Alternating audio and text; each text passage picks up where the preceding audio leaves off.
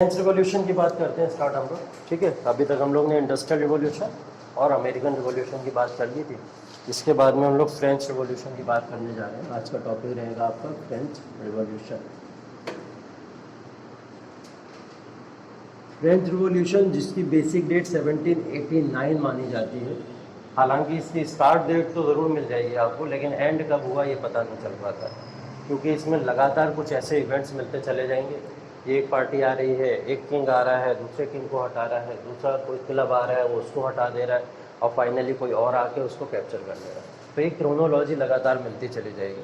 तो हम लोग इसकी कोई एंड डेट की तरफ पहुंच नहीं पाते हैं, लेकिन हाँ बोला जाता है कि जब इसका कॉन्स्टिट्यूशन बन गया, कॉन्स्टिट्यूशन बनने के बाद में पावर जब किसके हाथ में आ गई थी, थोड़ी बहुत डेमोक्रेसी हो गई यहाँ पे, तब हम लोगों ने इसको बोला। 20 मिनट लेट पहुँच रहे आप है, तो हमने इसको क्या बोला था, डेमोक्रेसी बोला था। ठीक, तो ये डेमोक्रेटिक पावर जब बन जाएगी तब हम लोग इस फ्रेंच रिवॉल्यूशन को थोड़ा बहुत एंड की तरफ लेके चलेंगे, और वहीं तक हम लोगों को पढ़ना है। ठीक, नेपोलियन बोनापार्ट आएंगे, उसके बाद नेपोलियन बोनापार्ट के बाद आके उन्होंने कौन सा कोड बिल दिया, उस कोड बिल की बात करके यहाँ पे इसकी कहानी लगभग ख़त्म हो जाती है। हालांकि ये रिवॉल्यूशन 1848 तक चला है, तो हम लोग उस एरा के अंदर नहीं जाएंगे, थोड़ी बहुत बातें हमको करनी है। ठीक, तो फ्रेंच रिवॉल्यूशन की बेसिक स्टार्ट से बात करेंगे, और आगे कहाँ तक जाना है वो सीमाएं हम लोग देख लेंगे, कहाँ तक पहुँचना है। फिलहाल बेसिक बात अभी फ्रेंच रिवॉल्यूशन की हो रही है 1789 के अंदर। ठीक, तो 1789 के अंदर फ्रेंच रिवॉल्यूशन जब हुआ, तो फ्रेंच रिवॉल्यूशन का आइडिया क्या था, इसको हम पढ़ के हो रहे हैं, तो बहुत बेसिक और सिंपल आइडिया इसका यही था कि इस डेमोक्रेसी, जो आपकी डेमोक्रेसी है, इस डेमोक्रेसी के आइडिया को अचीव कैसे किया जाए, इस डेमोक्रेसी के आइडिया को अचीव कैसे किया जाए, क्योंकि हमारे पास में यहाँ पे है क्या, मोनार्की। फ्रांस की सोसाइटी के अंदर मोनार्की चला करती थी, किंग हुआ करता था। ठीक है, राजा बैठा करता था। अब राजा या किंग हुआ करता, तो वो राजा मोनार्की से कहाँ शिफ्ट हो रहा है, डेमोक्रेसी की तरफ शिफ्ट हुआ करता था। ठीक है, तो वो राजा जो है, कैसे मोनार्की इसको हटाएंगे हम लोग और कैसे डेमोक्रेसी की तरफ जाएंगे, पूरी इसकी बात करनी है हमको इस पूरे के पूरे रिवॉल्यूशन के अंदर। ठीक है, तो ये मोनार्की से डेमोक्रेसी की तरफ कैसे चली गई फ्रांस की सोसाइटी, यही है पूरा फ्रेंच रिवॉल्यूशन। ठीक, इस 1789 के फ्रेंच रिवॉल्यूशन के अंदर हमको यही बात करनी है। ये कुछ लेडर्स बनाई है मैंने, वो लेडर्स क्या क्या है जहाँ से होके ये पूरी सोसाइटी गुजरेगी। ठीक, और उन लेडर्स में सबसे पहला पार्ट यहाँ पे आ जाएगा नेशनल असेंबली का, क्योंकि यहाँ पे सबसे पहले फॉर्मेशन हुआ था नेशनल असेंबली का, जिसने यहाँ पे क्या बनाया था, जिसने यहाँ पे नेशनल असेंबली ने कॉन्स्टिट्यूशन बनाया। फ्रांस का कॉन्स्टिट्यूशन बनाने वाले यही नेशनल असेंबली के लोग। ठीक, नेशनल असेंबली के बाद में दूसरी बात हम लोग जैकोबिन क्लब की करेंगे। नाम बहुत सुना हुआ होगा आप लोग ने ये नाम सुन रखा है। ठीक है, जैकोबिन क्लब जिसको टीपू सुल्तान ने ज्वाइन किया था बाद में। ठीक है, उसी बात कर रहे हैं हम लोग। तो ये जैकोबिन क्लब यहाँ पे कैसा था उसकी बात करेंगे। जैकोबिन क्लब सेकंड स्टेज है उसकी, जो यहाँ पे एक और लेडर डेमोक्रेसी की तरफ बढ़ाने के लिए काम करता है। तीसरी बात नेपोलियन बोनापार्ट की बात करते हैं हम लोग यहाँ पे। नेपोलियन आता है और नेपोलियन आके फ्रांस को कैसी एक नई डायरेक्शन और नई दिशा दे देता है, जिससे फ्रांस की सोसाइटी पूरी चेंज हो जाती है। तो ये मोनार्की से एकदम ये डेमोक्रेसी में फ्रांस की सोसाइटी कैसे कन्वर्ट हो गई, इस पूरे के पूरे यहाँ पे हम लोग डायरेक्शन की बात इस चैप्टर में करने वाले हैं। ठीक है, तो ये फ्रेंच रिवॉल्यूशन शुरू करने से पहले बात करते हैं थोड़ा बैकग्राउंड, कि फ्रांस का बैकग्राउंड कैसा था उस समय, और किस तरीके के लोग और कैसे लोग उस सोसाइटी के अंदर रहा करते थे। ठीक है, या वहाँ की पॉलिटिकल सिनेरियो क्या था, पॉलिटिकल सिस्टम चला क्या करता था। हमको कहानी शुरू करनी है बेसिकली किंग के साथ में।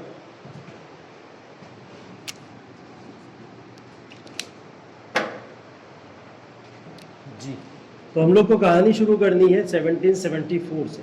1774 वो थी जब यहाँ पे एक नया राजा आके बैठा। उस राजा का नाम था लुइस 16।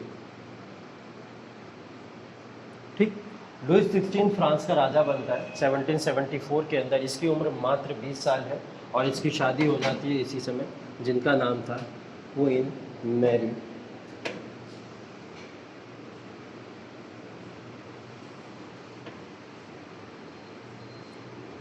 Queen Mary Antoinette.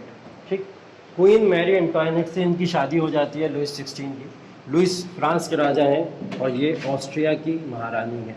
ठीक, ऑस्ट्रेलिया नहीं बोल रहा हूँ, ऑस्ट्रिया बोल रहा हूँ। मैप आप सब लोग लाए होंगे, मैप खोलिए देखिए ऑस्ट्रिया कहाँ पड़ता है। यूरोपियन सोसाइटी के अंदर ऑस्ट्रिया कहाँ पड़ता है देखिए, फ्रांस कहाँ पड़ता है देखिए, कहाँ है मैप, इसमें देखोगे दिख जाएगा तुम्हें। जब कल बोले थे एटलस लेके आना, तो कहाँ है एटलस?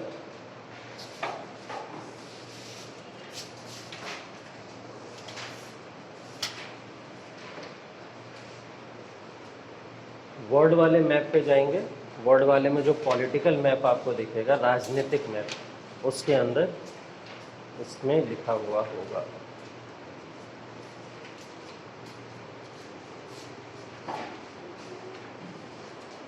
वर्ल्ड वाला ढूंढो,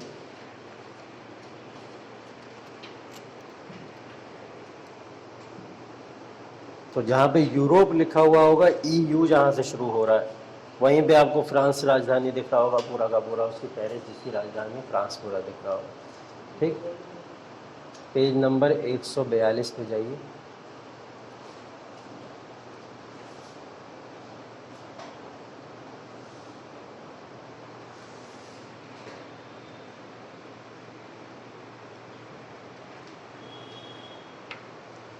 ये लोकेशन बहुत ज़रूरी है, अभी नहीं देखोगे तो भूल जाओगे, बाद में याद नहीं रहेंगे।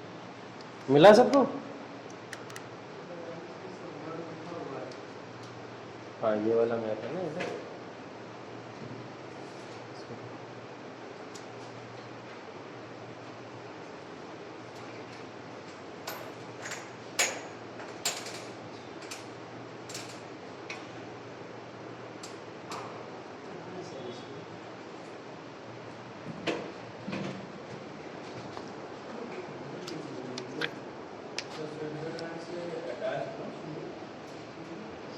ये देखिए फ्रांस दिख रहा है आपको, ये यहाँ से फ्रांस, और फ्रांस से राइट डायरेक्शन में जाएंगे थोड़ा सा, आपको बड़ा सा दिख रहा होगा पोलैंड, पोलैंड दिख रहा है, पोलैंड के नीचे चेक रिपब्लिक होगा, हाँ, और उसी के नीचे ऑस्ट्रिया है, उसी के नीचे ऑस्ट्रिया दिख रहा है। ठीक है, तो फ्रांस और ऑस्ट्रिया की राजधानी को मार्क कर लीजिए, मार्कर है तो मार्कर, सर्किल है तो सर्किल, जैसा चाहे वैसा कर लीजिए, उसको हाईलाइट ज़रूर कर लीजिएगा उसको। ठीक है, हाईलाइट कर लीजिए। ठीक है, तो ये रिलेशन पढ़ना ज़रूरी है, क्योंकि अभी इसके बीच में एक और किंगडम आएगी जिसको हम लोग पर्शिया बोलते हैं। ठीक है, रशिया नहीं, पर्शिया बोलते हैं। ठीक, तो अभी अभी यूरोपियन सोसाइटी में और कंफ्यूज हो जाओगे, इसलिए अभी से मार्क करते चलो। फ्रांस की सोसाइटी की बात करते हैं, फ्रांस के किंग ने किसकी महारानी से शादी की है? ऑस्ट्रिया की। ये मात्र 20 साल के हैं इस समय जब इन्होंने शादी की है, और जब ये गद्दी के ऊपर बैठे हैं तो उस समय यहाँ का पूरा जो ट्रेजरी है वो एम्प्टी पड़ा हुआ है। ठीक है, ट्रेजरी जो है एम्प्टी पड़ा, मतलब राजशाही जो खजाना है, जो राजा के पास में खजाना हुआ करता था, वो पूरा खाली पड़ा हुआ है इससे। तो जब ये गद्दी के ऊपर बैठे तो इस समय एम्प्टी ट्रेजरी देखने को मिला इनको यहाँ पे। इन्होंने शादी की, शादी करने के बाद में इनको बहुत सारा गिफ्ट मिला। ठीक है, डाउरी जिसको आज के समय में आप बोल सकते हो, उस समय उसको गिफ्ट नाम जरूर दिया जाता था। आपने ऐसा पढ़ा भी है, भारत के अंदर भी एक बहुत बड़ी शादी ऐसी हुई थी। ठीक है, तो इंग्लैंड और पुर्तगीज़ के बीच में जब रिलेशन हुए थे, मैरिड रिलेशन, तो उसी के बेसिस पे आपने देखा था कि गिफ्ट के फॉर्म में बहुत सारी चीज़ें मिलती थी। तो इसी तरीके से यहाँ पे भी क्वीन मैरी ने इनको कई सारी चीज़ें दी, जिसकी वजह से ये एम्प्टी ट्रेजरी तो नहीं भरा, लेकिन इतना तो सपोर्ट हो गया कि ये अपना थोड़ा बहुत सिस्टम चला सकते थे। ठीक, अब ये यहाँ पे जब राजा बन के बैठे तो इन्होंने देखा ये यहाँ पे सिस्टम खराब बहुत है, करना क्या पड़ेगा? लोगों से पैसा लेना पड़ेगा। क्या करें? टैक्स बढ़ा देंगे। लोगों से पैसा कैसे मिलेगा? टैक्स बढ़ा के मिलेगा। तो टैक्स बढ़ाने का इन्होंने आके सीधा सीधा डिसीजन ले लिया, और जब टैक्स बढ़ाने का डिसीजन लिया गया तो उसी समय क्या हुआ, यहाँ पे लोगों के अंदर एक रिवॉल्ट टाइप का क्रिएट होना शुरू हो गया। ठीक, आपकी ट्रेजरी एम्प्टी है, आपके राजाओं की गलती रही है, और इसका बर्डन किसको भुगतना पड़ रहा है? जनता को भुगतना पड़ रहा है। ठीक है, तो लुई 16 के बारे में एक चीज़ और पूछी जाती है, कौन सी डायनेस्टी या फैमिली से बिलोंग करा करते थे? तो इनकी डायनेस्टी थी बर्बन डायनेस्टी। ठीक है, बर्बन डायनेस्टी से बिलोंग किया करते थे ये, जैसे मुगल डायनेस्टी कहते हैं हम लोग, गुलाम डायनेस्टी कहते हैं, इसी तरीके से इनकी डायनेस्टी कौन सी थी? बर्बन डायनेस्टी से ये बिलोंग किया करते थे। ठीक, चलिए, खजाना खाली है। खजाना खाली होने के बाद में आप टैक्सेस भी बढ़ा रहे हो जनता के। टैक्सेस बढ़ाने के बाद में आपने क्या करा, यहाँ पे 13 कॉलोनीज जो अमेरिका की थी, पढ़ा है ना अमेरिकन रिवॉल्यूशन में, उन 13 कॉलोनी अमेरिका के क्या करा इन्होंने, उनको फ्रीडम दिलाने के लिए यहाँ पे उनकी हेल्प की। ठीक, 13 कॉलोनीज़ को फ्री कराने के लिए अमेरिका की किसने हेल्प करी? लुईस 16 ने। एक तो आप पहले से ही कर्ज में डूबे हुए हो, ऊपर से आप जाके 13 कॉलोनीज़ की हेल्प करोगे तो एक्सपेंडिचर बहुत ज़्यादा हो जाएगा कि नहीं हो जाएगा? और ये एक्सपेंडिचर बढ़ता चला जाएगा। जब एक्सपेंडिचर बढ़ता चला जाएगा तो इसका बोझ किस पे आएगा? जनता के ऊपर आएगा, क्योंकि जनता से ये टैक्स बढ़ाते चले जाएंगे। ठीक है, तो ये जनता का टैक्स बढ़ाना यहाँ पे, यही चीज़ हम यहाँ पे देखते हैं। तो ये 13 कॉलोनीज अमेरिकन रिवॉल्यूशन की बात कर रहे हैं हम लोग, जिन्होंने यहाँ पे फ्री कराया था। ठीक, अब देखिए फ्रांस की सोसाइटी का बैकग्राउंड की अगर बात करें तो हम लोग थोड़े से ओल्ड रिजीम की बात करने जा रहे हैं यहाँ पे। ओल्ड रिजीम का मतलब यहाँ पे बात हो रही है कि वहाँ पे किस तरीके की परंपरा या किस तरीके का प्रशासन या किस तरीके की हायरार्की रहा करती थी सोसाइटी के अंदर। ठीक है, उसको एक वर्ड दिया जाता था ओल्ड रिजीम, कि वहाँ का पॉलिटिकल सिनेरियो किस तरीके का था, पॉलिटिकल सिस्टम किस तरीके का। ठीक, ओल्ड रिजीम के अंदर अगर हम लोग देखें तो फ्रांस की सोसाइटी 3 पार्ट में डिवाइडेड थी। एक को बोला जाता था फर्स्ट स्टेट ऑफ पीपल, एक को बोला जाता था सेकंड स्टेट ऑफ पीपल, और एक को बोला जाता था थर्ड स्टेट ऑफ पीपल। ठीक है, फ्रांस की सोसाइटी 3 पार्ट में डिवाइडेड थी, फर्स्ट स्टेट, सेकंड स्टेट और थर्ड स्टेट। फर्स्ट स्टेट में आने वाले जितने भी लोग थे उनको क्लर्जी बोला जाता था। क्या बोलते थे? क्लर्जी। सेकंड स्टेट में आने वाले जो भी लोग थे उनको नोबिलिटी बोला जाता था, और थर्ड स्टेट में आने वाले लोगों को कॉमन पीपल बोला जाता था। ठीक, ये सोसाइटी इन 3 पार्ट्स में कुछ इस तरीके से डिवाइडेड थी, पूरी की पूरी फ्रांस की सोसाइटी, जिसको हम लोग एक टर्म देते हैं ओल्ड रिजीम। ठीक है, तो ये फर्स्ट स्टेट, सेकंड स्टेट और थर्ड स्टेट, 3 कैटेगरी में ये पूरी की पूरी सोसाइटी डिवाइडेड थी। क्लर्जी किसको बोला जाता है? रिलीजियस हेड को बोला जाता है। रिलीजियस हेड कौन होते हैं? जैसे आपके प्रीस्ट हो गए, ठीक है, पोप हो गए, ये सब लोग क्या होते हैं? ये रिलीजियस हेड होते हैं। तो यहाँ पे हम लोग उनकी बात कर रहे हैं। ठीक है, जो भी धार्मिक गुरु होंगे उन सब के कंट्रोल में सबसे ऊपर की स्टेट यहाँ पे रहती है। नोबिलिटी के अंदर किंग आते थे, क्वींस आती थी, लॉर्ड्स एंड लेडीज जो भी होंगे सब इसी के अंदर आ जाएंगे। ठीक है, तो ये नोबिलिटी ग्रुप हुआ करता था। जो इनके रिलेटिव्स या किंग्स या नोबल्स वगैरह होते थे वो सब सेकंड स्टेट का पार्ट होते थे। कॉमन पीपल में कौन लोग आ जाएंगे? पीजेंट्स हो गए, ठीक, आर्टिसंस हो गए, वर्कर्स हो गए। ठीक, ऐसा नहीं है सिर्फ हम लोग देखें इलिटरेट लोग ही आते हैं इसके अंदर, ऐसा नहीं था। इसके अंदर लिटरेट लोग भी आते थे। एजुकेटेड क्लास भी सारा का सारा कहाँ आएगा? इसी के अंदर आएगा। अब एजुकेटेड क्लास के अंदर जैसे हम लोग बात करें, लॉयर्स होते थे, ठीक है, टीचर्स होते थे, ठीक, टीचर्स के अलावा हम लोग देखें फिलोसफर्स होते थे। तो ये सारे के सारे लोग किसके अंदर आते थे? ये सारे के सारे लोग थर्ड स्टेट का ही पार्ट थे। ठीक, तो एजुकेटेड क्लास हो चाहे अनएजुकेटेड क्लास हो, अगर नोबिलिटी और क्लर्जी से बचा तो वो सारा का सारा किस में चला जाएगा? थर्ड स्टेट ऑफ पीपल में चला जाएगा। ठीक है, फिलोसफर्स, आर्टिसंस, आर्टिसंस वो होते हैं जो आप देखते नहीं हो, नक्काशीदार जिसको कहते हैं हम लोग, नक्काशी वगैरह बनाते रहते, नक्काशीदार। हाँ, लेडीज, लॉर्ड्स एंड लेडीज।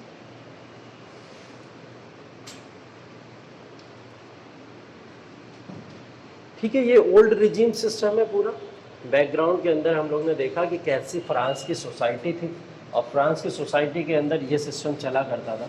अब इस सिस्टम से आपको कुछ दिख रहा होगा कि सोसाइटी के अंदर एक पूरा का पूरा डिस्ट्रीब्यूशन है और डिसइंटीग्रेशन देखने को मिल रहा है। डिसइंटीग्रेशन का मतलब सबसे टॉप क्लास के रिलीजन को दे दिया गया, उसके बाद में किंग्स वगैरह को दे दिया गया, और थर्ड स्टेट पे फेंक दिया गया सारे के सारे कॉमन लोगों को। अब ये डिसइंटीग्रेशन आपको और क्लियर तब दिख जाएगा जब मैं यहाँ पे बात करूँ कि ये लोगों को कुछ प्रिविलेजेस मिलते थे, इन लोगों को प्रिविलेजेस मिलते थे on the basis of their birth, कि ये लोग पैदा कहाँ हुए उसके बेसिस पे इन लोगों को प्रिविलेजेस मिला करते थे, फर्स्ट स्टेट वालों को, सेकंड स्टेट वालों को। उन प्रिविलेजेस में सबसे खास प्रिविलेज ये था कि इन दोनों ग्रुप को कोई भी टैक्स नहीं देना पड़ता था स्टेट में रहने के लिए। नो टैक्स, इनके ऊपर ना कोई टैक्स लग रहा है ना इनके ऊपर कोई टैक्स लग रहा है, तो दोनों के ऊपर किसी भी तरीके का कोई टैक्स नहीं लगेगा।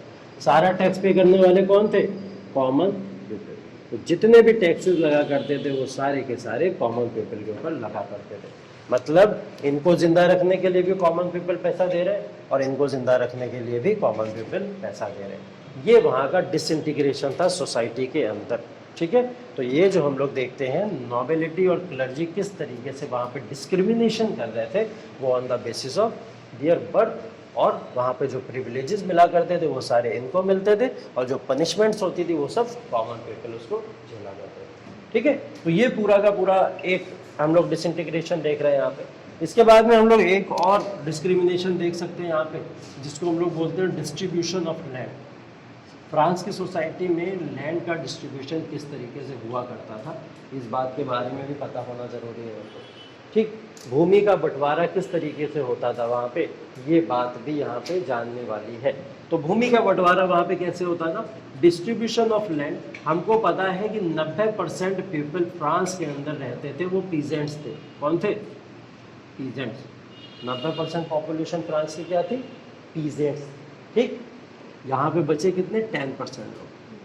10% लोगों में अदर्स आ जाएंगे। अब उन अदर्स के अंदर सारे के सारे मैं नोबिलिटी भी ले लेता हूँ और मैं क्लर्जी ग्रुप भी ले लेता हूँ, सबको ले लेता हूँ। अब फ्रांस की जो लैंड थी, उस फ्रांस की लैंड के ऊपर इन 10% लोगों का लगभग 60% का हिस्सा था। फ्रांस की लैंड के ऊपर इन 10% लोगों का कितना हिस्सा था, 60%। ये 10% लोग 60% लैंड फ्रांस की ओन किया करते थे। ऑब्वियस सी बात है, 90% के पास में ही वो लैंड रही थी, लेकिन इन्होंने छीनी होगी उनसे, तभी इतनी लैंड इनके पास में पहुंच गई। ठीक है, तो ये 60% लैंड इनके पास में रहा करती थी। बची कितनी, 40% लैंड। तो 90% लोग मात्र 40% लैंड से ही अपना गुजारा किया करते थे। ठीक है, तो ये लैंड को लेकर डिस्क्रिमिनेशन था, वहाँ की भूमि को लेकर डिस्क्रिमिनेशन था, वहाँ की ज़मीन को लेकर उनके आपस में डिस्क्रिमिनेशन हुआ करते हैं। ठीक है, तो ये डिस्क्रिमिनेशन किस बेसिस पे था, डिस्ट्रीब्यूशन ऑफ लैंड, जिसको हम लोग यहाँ पे देख रहे हैं। ठीक है, अब ये डिस्ट्रीब्यूशन ऑफ लैंड मैंने आपको बताया था, अगर ये डिस्ट्रीब्यूशन ऑफ लैंड की बात करें, इतना लैंड इनके पास में चला कैसे जाता था, कैसे हो जाता था। तो क्या करते थे, जब कोई भी कॉमन पीपल टैक्स पे नहीं कर पाते थे तो उनके ऊपर क्या लगते थे, कुछ एक्स्ट्रा चार्जेस लगते थे, और वो फाइन के फॉर्म में लगते थे। फाइन के फॉर्म में उनकी प्रॉपर्टी को छीन लिया जाता था। उनकी प्रॉपर्टी छीनता कौन था, नोबिलिटी के लोग। और नोबिलिटी के लोग किसको हैंड ओवर कर देते थे, क्लर्जी को। क्लर्जी को हैंड ओवर क्यों कर देते थे वो, क्लर्जी उनसे कहा करते थे कि तुमने जितने भी पाप किए हैं अभी तक, वो सारे पाप मैं धुलवा दूंगा भगवान से बात करके, बस मेरे को इतनी प्रॉपर्टी दे दो।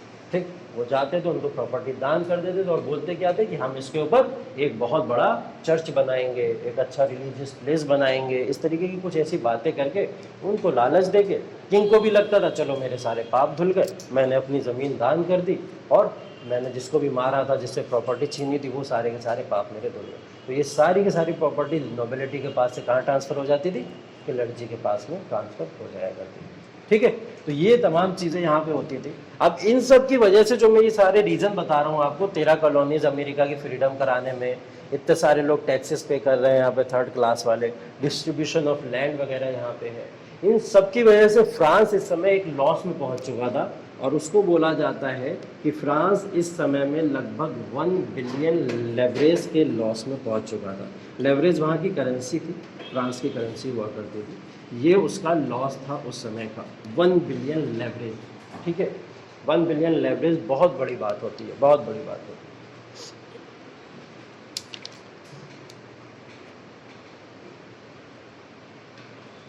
ठीक, अब 1 बिलियन लेवरेज के लॉस में पहुंचेगा तो इतना डेप्ट इसके ऊपर या उधारी इसके ऊपर क्रिएट हो चुकी है।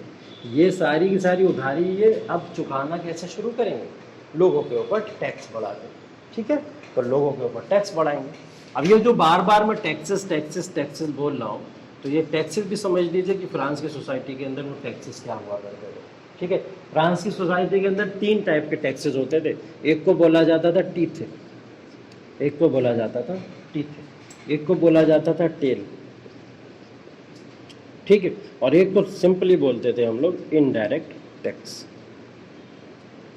ठीक, ये 3 तरीके के टैक्स फ्रांस में सोसाइटी के ऊपर लगा करते थे। किस सोसाइटी के ऊपर लगेंगे, सिर्फ थर्ड स्टेट वाली सोसाइटी के ऊपर ही ये सारे के सारे टैक्सेस लगेंगे। ठीक है, तो ये टीथ, टेल या फिर इनडायरेक्ट टैक्सेस क्या होते थे, इसके बारे में मेंशन कर लीजिएगा। टीथे वो टैक्स होता था जो चर्च या क्लर्जी ग्रुप लगाया करता था पीपल के ऊपर, ठीक है, या कॉमन पीपल के ऊपर। 1/10 ऑफ एग्रीकल्चर प्रोड्यूस, जितना भी एग्रीकल्चर का प्रोडक्शन होगा उस एग्रीकल्चरल प्रोड्यूस का 1/10 आपको किसको देना पड़ेगा, जाके क्लर्जी को देना पड़ेगा। ठीक, तो 1/10 क्लर्जी वाले लोगों से लिया करते थे उनके एग्रीकल्चर प्रोड्यूस से। 100 रुपए की उगाई हुई है तो उसमें से 10 रुपए कौन ले लेगा, क्लर्जी वाले लोग ले लिया करेंगे। ठीक है, हो गया। इसके बाद टेल है। टेल के अंदर क्या होता था, ये डायरेक्ट टैक्स हुआ करता था। डायरेक्ट टैक्स जो डायरेक्टली किसको पे किया जाए, स्टेट को। स्टेट कौन होगा, नोबिलिटी, किंग। ठीक है, तो स्टेट कौन होगा, गवर्नमेंट होगी। तो डायरेक्ट टैक्स जो पे किया जाए जब स्टेट को, तो इसको हम लोग टेल बोलते हैं। जैसे आज के समय में आप इनकम टैक्स देते हैं, इनकम के ऊपर टैक्सेस जो भी पे करते हैं आप, वो सारे के सारे ये उसी फॉर्म का एक टैक्स है जिसको टेल टैक्स कहते थे। इनडायरेक्ट टैक्स वो हुआ करते थे जो आप परचेज एंड सेल जितने भी गुड्स एंड सर्विसेज का किया करते थे, तो जितने भी टैक्सेस आपके ऊपर लगा करते थे वो सारे के सारे इनडायरेक्ट टैक्सेस। ठीक, इनडायरेक्ट टैक्सेस तो देना ही आपको, कोई भी प्रोडक्ट खरीदिए, किसी भी फॉर्म में खरीदिए, तो वो सारे टैक्सेस तो आपके ऊपर लगा ही करते थे। तो ये फ्रांस के अंदर टैक्सेस का सिस्टम कुछ इस तरीके से डिवाइडेड था, ये टैक्सेस उनके ऊपर लगा करते थे हर एक फॉर्म में। ठीक है, क्लियर यहाँ तक।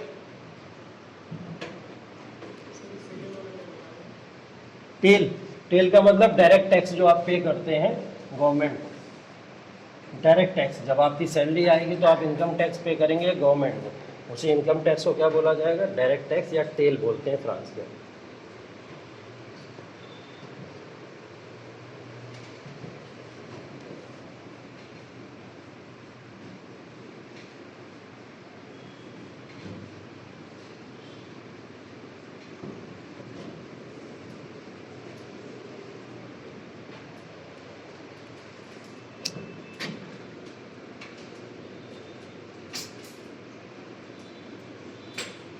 Subsistence crisis. सब्सिस्टेंस क्राइसिस क्या है, फ्रांस के अंदर देखिए टैक्स लगातार बढ़ते चले जा रहे हैं, सिचुएशन वर्स्ट होती चली जा रही है, और प्रॉब्लम ये हो रही है कि लोगों के पास में पैसा नहीं है टैक्स पे करने के लिए। ठीक, प्रॉब्लम ये हुई थी फ्रांस के अंदर कि लोगों का सर्वाइवल भी मुश्किल हो गया था। एक स्ट्रगल ऐसा चल रहा था कि लोग सर्वाइव करना भी उनके लिए मुश्किल हो चुका था। बात अगर हम लोग करें 1715, हम लोग थोड़ा सा पुराना टाइम पे चलते हैं, 1715 की अगर बात करें तो यहाँ पे इस समय पॉपुलेशन थी 23 मिलियन। कितनी पॉपुलेशन थी, 23 मिलियन की पॉपुलेशन थी। अगर हम लोग आ जाए 1775 में, ठीक है, तो बोला गया कि 28 मिलियन यहाँ की पॉपुलेशन हो चुकी थी। ठीक, 28 मिलियन पॉपुलेशन, और ये बहुत बड़ा इंक्रीमेंट था पॉपुलेशन में कुछ अगर हम लोग देखें 60 सालों के अंदर। ठीक है, तो इन 60 सालों के अंदर पॉपुलेशन का इतना तेज़ी से इंक्रीमेंट जब हुआ, तो इस तेज़ी से इंक्रीमेंट ने लोगों के अंदर एक प्रॉब्लम क्रिएट कर दी। वो प्रॉब्लम क्या थी, अब आपको पता है जब पॉपुलेशन बढ़ेगी तो पॉपुलेशन कंजम्पशन ज़्यादा करने लगेगी। कंजम्पशन जब ज़्यादा करेगी तो मार्केट में डिमांड नहीं बढ़ जाएगी, यहाँ से डिमांड बढ़ना शुरू हो जाएगी। अब डिमांड बढ़ेगी, पॉपुलेशन एकदम तेज़ी से बढ़ी है, तो फिर हम लोग देखेंगे इसका प्रोडक्शन उस फॉर्म में नहीं बढ़ पाएगा। जितनी डिमांड है उतना प्रोडक्शन क्या हो पाएगा, नहीं हो पाएगा, क्योंकि पॉपुलेशन बहुत तेज़ी से बढ़ी है। तो यहाँ पे हम देखते हैं प्रोडक्शन डाउन होता चला गया, डिमांड बढ़ती चली गई, और इसी ने यहाँ क्या क्रिएट कर दिया, price high in food grains. Food grains के ऊपर लगातार प्राइस हाई होते चले गए, जिसको हम लोग आज के शब्दों में क्या कहते हैं, इन्फ्लेशन। ठीक, महंगाई वहाँ पे बहुत तेज़ी से बढ़ती चली गई, और महंगाई की वजह से वहाँ प्राइस हाई जैसे हुए फूड ग्रेन्स के ऊपर, और इसी फूड ग्रेन्स की कंडीशन ने क्या करा, लोगों को उनकी बेसिक नीड्स से भी दूर कर दिया। जो उनकी बेसिक नीड्स थी, बेसिक एमिनिटीज़ की जो उनको ज़रूरत थी, उस बेसिक नीड्स से भी उनको काफ़ी ज़्यादा दूर कर दिया। और यही बेसिक नीड्स से जब किसी भी इंसान को दूरी हो जाती है, उसी कंडीशन को क्या कहते हैं हम लोग, सब्सिस्टेंस क्राइसिस कहते हैं। तो फ्रांस के अंदर ये वो दौर है जब वहाँ पे सब्सिस्टेंस क्राइसिस जैसी कंडीशन क्रिएट हो गई थी। ये समय जो हम लोग बात कर रहे हैं, ये समय आ गया है आपका अब 1789 का। इसी समय में अब होने वाला है रिवॉल्यूशन। जब ये सब्सिस्टेंस क्राइसिस जैसी प्रॉब्लम क्रिएट हुई, तो यहाँ पे एक ग्रुप क्रिएट हो गया जिसको हम लोग बोलते हैं रिवॉल्यूशनरीज। ठीक, revolutionaries liberals and radicals of the society के लोग हुआ करते थे। ठीक है, 3 टाइप के सोसाइटी में लोग रहते हैं किसी भी सोसाइटी में। वो 3 टाइप के लोग, एक तो लिबरल टाइप के होते हैं, एक रेडिकल्स टाइप के होते हैं, और एक कंजर्वेटिव्स होते हैं। ये 3 टाइप के कैटेगरी के लोग किसी भी समाज के अंदर, किसी भी सोसाइटी के अंदर रहते हैं। और ये लिबरल्स, रेडिकल्स और कंजर्वेटिव किसी भी सोसाइटी में अगर चेंज लाते हैं तो यही 3 तरीके के लोग लाते हैं। लिबरल्स की अगर हम लोग बात करें तो कौन होते हैं? बहुत ही ओपन माइंडेड लोग होते हैं, जो लोग समाज के अंदर चेंज देखना चाहते हैं, सोसाइटी को बदलते हुए देखना चाहते हैं, वही दकियानूसी बातों से, पुरानी बातों से आगे बढ़ना चाहते हैं। ठीक है, ये वो लिबरल्स लोग होते हैं। लेकिन इनका जो मोशन होता है आज़ादी को लेने का या रिवोल्यूशन करने का, वो क्या होता है? पीसफुल होता है। ठीक है, मॉडरेट भी होता है, पीसफुल होता है, नॉन वायलेंट टाइप का होता है। तो ये वायलेंस नहीं करते हैं। रेडिकल्स क्या होते हैं? रिवोल्यूशनरीज जो होते हैं वो क्या होते हैं? आपके वायलेंट को भी अचीव करेंगे और उसके थ्रू पूरी आज़ादी को लेने की कोशिश करेंगे। तो ये वायलेंट भी हो जाते हैं कभी कभी, उनको बोला जाता है ब्लडी रिवोल्यूशनरीज।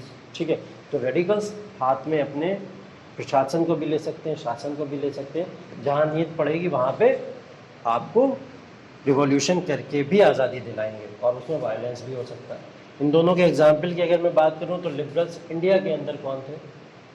लिबरल्स इंडिया के अंदर कौन थे?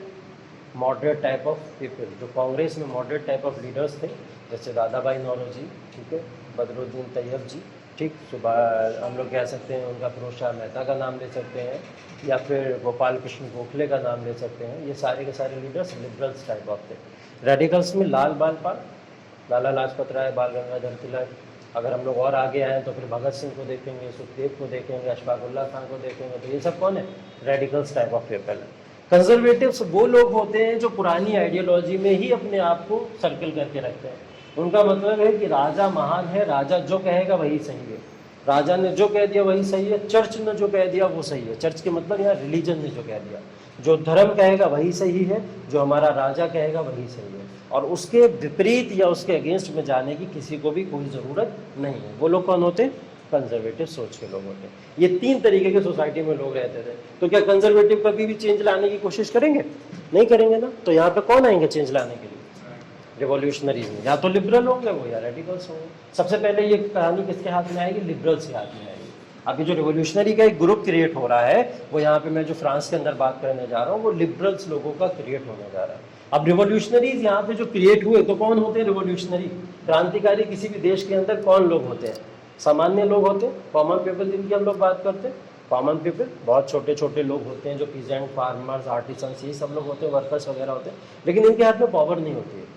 पता है ना हम सबको कि पीजेंट्स, बहुत सारे आंदोलन भारत में भी हुए, ट्राइबल मूवमेंट्स बहुत सारे भारत के अंदर हुए, लेकिन उन सब से क्या बहुत बड़ा कोई अचीवमेंट मिला है? तो नहीं मिला। छोटे छोटे मूवमेंट्स होते थे, अंग्रेज आते थे, दबाते थे, डिप्रेस हो जाया करते, इतना होता था। लेकिन इसके अंदर अगर कोई मिडिल क्लास के पीपल, वो लोग आ जाएं जो पढ़े लिखे हों, एजुकेटेड हों, जिनको ये पता हो कि हमारा लॉ हमसे कहता क्या है, जिनको ये पता हो कि एजुकेशन कितना ज़रूरी है समाज के लिए, सोसाइटी के लिए, और उस एजुकेशन के थ्रू वो लॉ को वहाँ पे किसी भी तरीके से इम्प्लीमेंट करवा दें लाकर, तो ऐसे लोग क्रांतिकारी ज़्यादा अच्छे हो सकते हैं, क्योंकि ये सोसाइटी में चेंज ला सकते हैं। हमारी इंडियन सोसाइटी के अंदर भी बोला जाता था कांग्रेस वकीलों की पार्टी है, बोला जाता था ना, ज़्यादातर वकील भरे हुए थे उसके अंदर, एजुकेटेड लोग बड़े भरे हुए थे उसके अंदर। तो क्रांति लाने वाली कांग्रेस ही थी उस समय, इतना बड़ी क्रांति लेके आए। 1857 भी हुआ ऐसे तो, लेकिन उस समय ज़्यादातर लोग एजुकेटेड या लिटरेट नहीं थे, सारे पीजेंट या वर्कर्स ही उसमें पार्टिसिपेट कर रहे थे। तो वो मूवमेंट बहुत ही, हम लोग देखते हैं, पॉपुलर मूवमेंट नहीं बन पाया। पॉपुलर मूवमेंट कब बना? जब हमने देखा एक एजुकेटेड क्लास वहाँ पे ऐड हो गया। तो हम रिवॉल्यूशनरीज की जब बात करें तो रिवॉल्यूशनरीज के अंदर वो एजुकेटेड क्लास की जो हम लोग बात करते हैं, वो एजुकेटेड क्लास के फॉर्म में आ गए यहाँ पे द मिडिल मैन।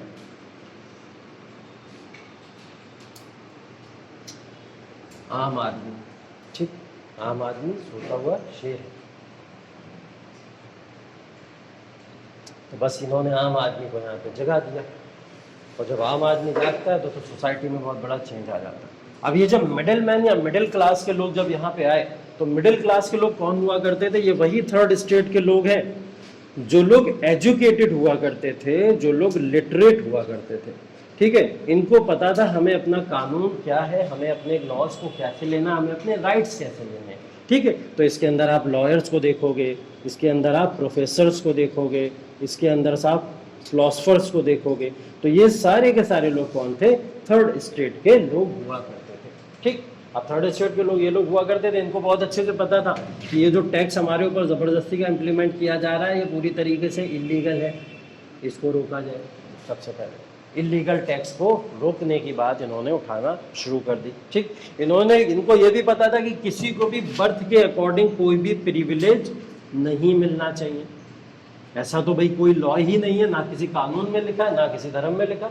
उन्होंने आके बताया, बोले ऐसा किसी को भी कोई बर्थ का प्रिविलेज नहीं मिलना चाहिए। ठीक, और तीसरी बात ये भी थी कि ये लोग ओवरसीज से भैया पूरा का पूरा अपना ट्रेड किया करते थे। ओवरसीज ट्रेड नहीं, सीधा बात, ओवरसीज ट्रेड किया करते थे ये लोग अपना। ठीक, तो ओवरसीज ट्रेड का मतलब, ओवरसीज ट्रेड की अगर हम लोग बात करें तो ओवरसीज ट्रेड, अब इंटरनल कुछ बिजनेस कर रहा है कोई इंसान, कोई अपने घरेलू काम कर रहा है, तो घरेलू काम करते समय तो उसे राजा पे निर्भर होना पड़ेगा कि अगर मैंने इसके खिलाफ विद्रोह कर दिया तो ये मेरी इनकम रोक देगा, मुझे समाज से बहिष्कार कर देगा। लेकिन ओवरसीज ट्रेड करेगा तो उसको क्या डर होगा, वो भी बाहर से बिजनेस कर रहा है, बाहर से व्यवसाय कर रहा है, राजा क्या करे क्या ना करे उससे फर्क नहीं पड़ेगा। तो ऐसे लोग रिवॉल्यूशन कर सकते हैं। ठीक है, तो इनके पास में ये काम। हाँ, मैं ये बोल रहा हूँ मिडिल क्लास या मिडिल मैन वो लोग हुआ करते जो थर्ड स्टेट के लोग थे, एजुकेटेड थे, लिटरेट थे, जो लोग लॉयर्स, प्रोफेसर्स या फिलोसफर्स, इन सारे लोगों में आया करते थे। ठीक है, इनको ये पता था कि टैक्स देना इलीगल है हमारे लिए, अगर देना है तो तीनों सोसाइटी के लोग दें, सभी लोग यहाँ पे रह रहे हैं, और बर्थ के हिसाब से किसी को भी प्रिविलेजेस नहीं मिलने चाहिए, वो गलत है। ठीक, कोई भी जन्म के आधार पर अपने आप को ऊंचा कहे वो गलत है। तीसरी बात, ओवरसीज ट्रेड किया करते थे। ठीक, इनको इंटरनल ट्रेड से कोई मतलब नहीं था, जो भी सामान बनाते थे वो बाहर बेचाया करते थे दूसरी जगहों पर जाके, बाहर से इनका लगाव और जुड़ाव ज़्यादा था, बाहर से इनकम ज़्यादा किया करते थे ऐसे लोग। ठीक, तो इनको भारत के जैसे भारत के अंदर महात्मा गांधी को देखा आपने, महात्मा गांधी अपने केस लड़ने साउथ अफ्रीका तक चले जाते थे। ठीक है, तो उनके ऊपर भारत से इनकम होगी कैसे होगी उस सब चीज़ों का फर्क पड़ने ही नहीं वाला। ठीक, तो इसी तरीके के लोग ये एजुकेटेड टाइप के क्लास हुआ करते थे। तो ये मिडिल मैन अब यहाँ पे आया रिवॉल्यूशन करने। यहाँ पे मिडिल मैन के साथ में मैंने यहाँ पे एक वर्ड लिखा है फिलोसफर। इन सब में इनका सबसे बड़ा योगदान था फिलोसफर्स। ठीक है, ये फिलोसफर्स जो हैं इनका सबसे बड़ा योगदान यहाँ पे हुआ करता था। कौन थे ये फिलोसफर्स, कहाँ से आए थे ये फिलोसफर, क्या सब फ्रांस के ही थे जिन्होंने फ्रांस की क्रांति को जन्म दिया, या कहीं बाहर के भी लोग थे। ठीक, तो इसके अंदर मैंने आपको एक नाम बोला था सबसे पहले, पिछली बार भी बोला था, जिनका नाम था जॉन लॉके। जॉन लॉके वही केजीएफ वाले, रॉकी भाई वाले, कौन है? Power comes from the people. Power कहाँ से आती है? पीपल से आती है। Power comes from the people. और जब इन्होंने ये बात बोली तो लोगों के अंदर ये वाली बात बहुत तेज़ी से बैठना शुरू हो गई कि पावर जब पीपल से आती है तो किंग, राजा, ये फिलोसफर सब कर क्या रहे।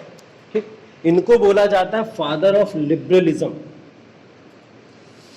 Father of liberalism.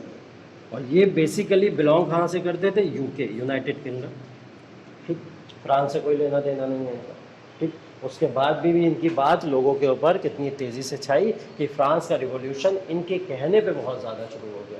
ठीक है, क्योंकि इन्होंने एक बात बोल दी थी, power comes from the people, और इनको फादर ऑफ लिबरलिज्म बोला जाता है क्योंकि इन्होंने जो थ्योरी दी थी उस थ्योरी के अकॉर्डिंग फादर ऑफ लिबरलिज्म ये कहलाता है। ठीक, चलिए दूसरा आते हैं हम लोग, इनका नाम है रूसो।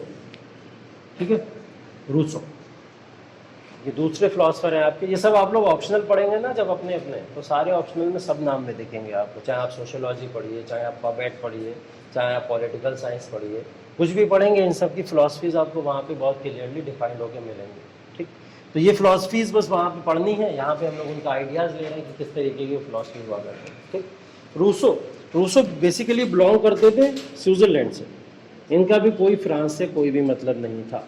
स्विट्ज़रलैंड ढूंढो मैप में, कहाँ है स्विट्ज़रलैंड, देखो जब,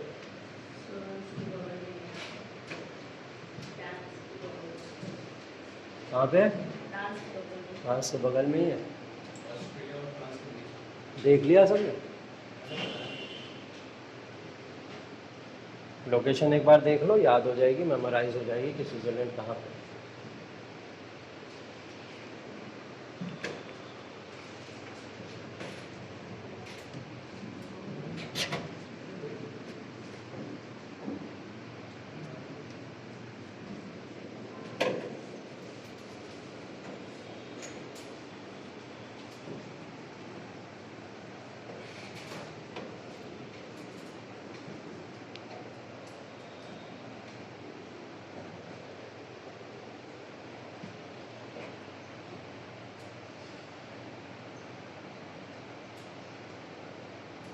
ठीक है। रूसो ने एक थ्योरी दी थी, इन्होंने अपनी एक किताब लिखी थी जिसका नाम था सोशल कॉन्ट्रैक्ट, ठीक, जिसका क्या नाम था, सोशल कॉन्ट्रैक्ट। अब सोशल कॉन्ट्रैक्ट में इन्होंने एक बात लिख दी, अब वो बात जो लोगों के दिमाग में जाके क्यों बैठ गई, क्योंकि उसके अंदर इन्होंने लिख दिया था equal rights of vote, equal rights of vote, vote देने का अधिकार सबके पास में इक्वल होता है, ठीक है। ये बात जब इन्होंने सोशल कॉन्ट्रैक्ट में लिखी तो लोगों को लगा यार हमें तो वोटिंग राइट ही नहीं मिलते हैं फ्रांस के अंदर, वोटिंग राइट तो छोड़ो, हमारे पास राइट्स ही नहीं है तो वोटिंग राइट क्या होगा, ठीक। तो वोटिंग राइट या चुनाव का अधिकार या वोट डालने का अधिकार ये सब तो बहुत दूर की बात है। तो इन्होंने अपनी एक सोशल कॉन्ट्रैक्ट की बुक लिखी थी, उसके अंदर इन्होंने इस थ्योरी को यहाँ पे मेंशन किया, ठीक। इसके बाद में इनकी एक और थ्योरी आई थी जिसको हम लोग जनरल विल कहते हैं, जनरल विल बुक है, ये बुक है और ये थ्योरी है,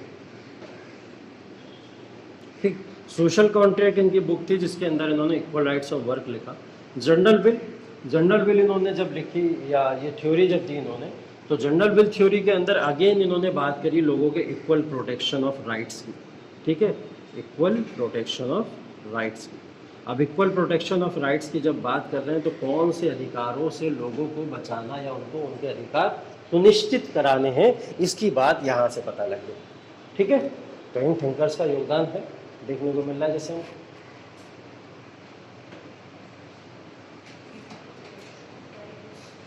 चलिए यहाँ तक तो ठीक था, लेकिन इसके बाद में एक बहुत बड़े और क्रांतिकारी आ गए जिसका असर सबसे ज़्यादा फ्रांस के ऊपर पड़ा। इनका नाम था मोंटेस्क्यू, स्पेलिंग एक बार चेक कर लेना, आई थिंक यही होनी चाहिए, मोंटेस्क्यू। जनरल विल थ्योरी थी जिसके अंदर इक्वल प्रोटेक्शन ऑफ राइट्स की बात थी, ठीक है। ये थ्योरी इन्होंने दी थी, किसने, रूसो ने दी थी। ऑप्शनल पढ़ोगे तो ये सब चीज़ें रटनी पड़ेंगी आप लोगों को बिल्कुल, कि किसने कौन सी थ्योरी दी है। यहाँ तो मैं जनरल वे में बता दे रहा हूँ आपको। आगे क्या, QI EU, अच्छा ठीक है, मॉन्टेस्क्यू, ठीक।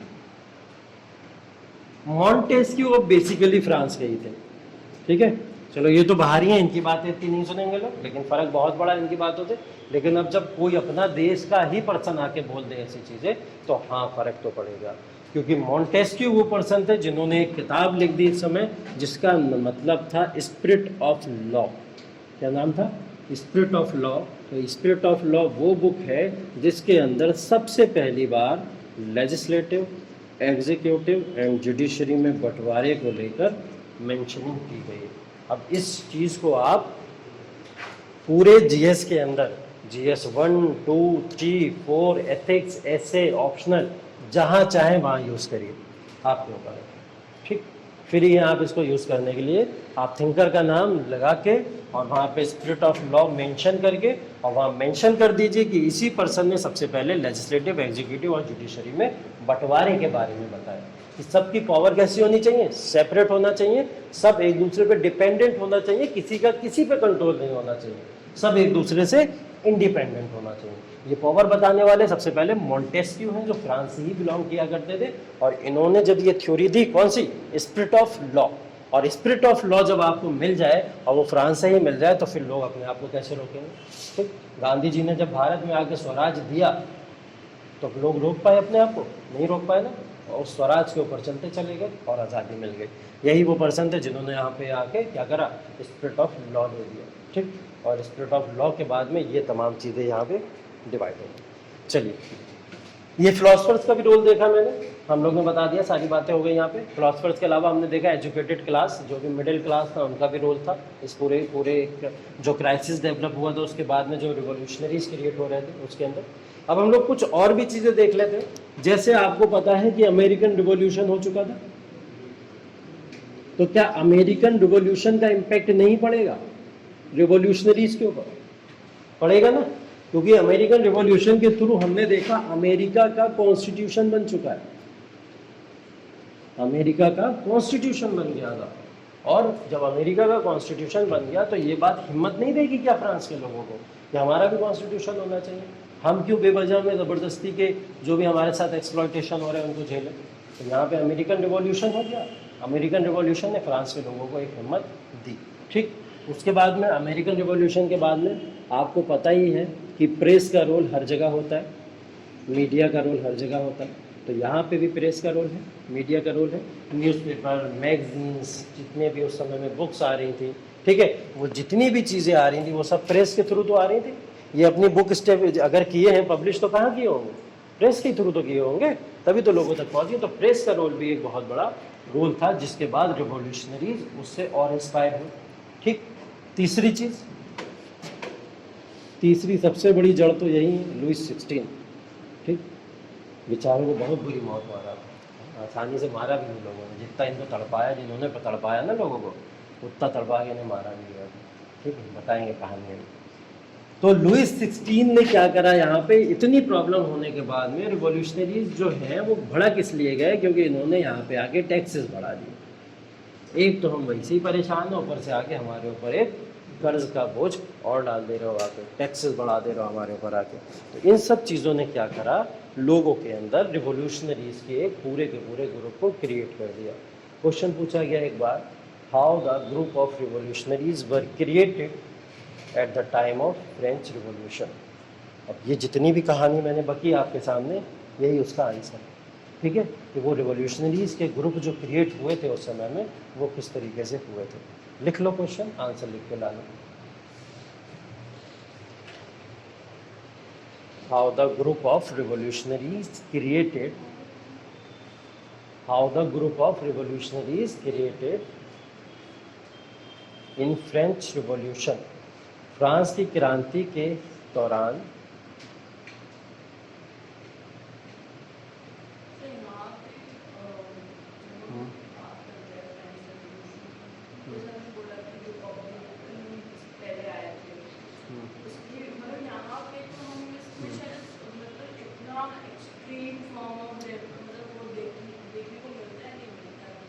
रिवॉल्यूशन की एक्सट्रीम फॉर्म देखने को मिलेगी, बिल्कुल मिलेगी, एकदम मिलेगी। लेकिन अगर आप ये उम्मीद करो कि सोसाइटी में बहुत ही बड़ा चेंज आ जाए एकदम से, हाँ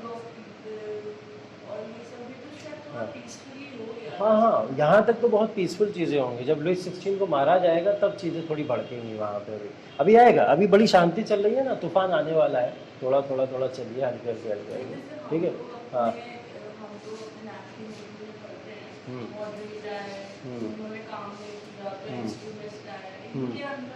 हाँ, ऐसा फेज हम इसमें भी देखेंगे, एकदम देखेंगे। मैंने जब आया क्लास में, मैं सबसे पहले यही बात बोली, मैंने क्या बोला था, ये एक स्टेज है, वो ऐसी स्टेज है कि कब ये रिवॉल्यूशन ख़त्म हो रहा है हमको पता ही नहीं चल पाएगा, क्योंकि एक ग्रुप जाएगा, दूसरा आ जाएगा, वो अपनी तरीके से रूल करने लगा, फिर उसको हटाएंगे। हाँ, अभी अभी जैकोबिन भी आएंगे, उससे पहले नेशनल असेंबली आएगी। तो ये सब एक स्टेज है, पहले नेशनल असेंबली हटाएंगे लोग, फिर जैकोबिन क्लब हटाएंगे लोग, फिर नेपोलियन बोनापार्ट को हटाएंगे लोग। तो इस तरीके से पूरी स्टेज है फ्रेंच रिवॉल्यूशन के अंदर। तो इन सब स्टेज को हमें देखना है, यही सब कि ये रिवॉल्यूशन करके हटा रहे हैं या फ्रांस में सोसाइटी के चेंज को लेके हटा रहे हैं। अभी सिर्फ मोटिव क्या है लोगों का, रिवॉल्यूशनरी जो क्रिएट हुए हैं उनका मोटिव सिर्फ और सिर्फ अभी क्या है, राजा को हटा के कॉन्स्टिट्यूशन बनाना। ठीक है, क्या बनाना, कॉन्स्टिट्यूशन बनाना, राजा को हटा के कॉन्स्टिट्यूशन बनाना। इवन आप और इसको अगर थोड़ा सा अमेंड कर लें तो मैं इस शब्द को कहूँगा कि राजा को हटा के कॉन्स्टिट्यूशनल मोनार्की को लाना। ठीक है, राजा को हटा के कॉन्स्टिट्यूशनल मोनार्की को लाना, मतलब राजा अगर बैठना चाहता अपनी गद्दी पे बैठा रहे, लेकिन कॉन्स्टिट्यूशन भी साथ में होगा जो उसको क्रॉस चेक करता रहेगा, चेक एंड बैलेंसेस होते रहेंगे। तो ये चीज़ यहाँ पे इस्टेब्लिश है। ठीक है, तो ये तमाम चीज़ें रिवॉल्यूशनरीज को क्रिएट कर दिया गया। अब रिवॉल्यूशनरीज जब क्रिएट होंगे तो क्या भाई रिवॉल्यूशन नहीं हो जाएगा? फ्रांस की क्रांति के दौरान क्रांतिकारियों, क्रांतिकारी सिर्फ लिखना, क्रांतिकारी, क्रांतिकारी समुदाय कैसे उत्पन्न हुआ। हाँ, ये राजा हैं वहाँ के, किंग लुईस 16, ये राजा ही तो हैं फ्रांस के। अरे फ्रांस के सबसे पहले यही तो बताया, वहाँ पे राजा करने कौन बैठा था? लुईस 16 बैठे थे। और लुईस 16 जब यहाँ पे बैठे थे आगे, तो यहाँ पे टैक्सेस बढ़ा दिए उन्होंने। रिवॉल्यूशनरी को ये बात भी तो भड़का देगी। तो मैं रीज़न बता रहा हूँ, मैं रिवॉल्यूशनरी भड़क क्यों गए, तो इन सब चीज़ों की वजह से भड़क जाते, ये सब चीज़ें देख रहे थे वहाँ। ठीक,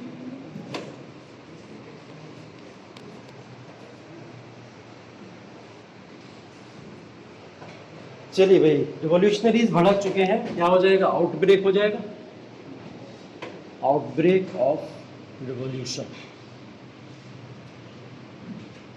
क्रांति भड़कने के बाद में क्रांति सच में हो जाएगी। कैसे हो जाएगी उसकी बात करते हैं। चलो,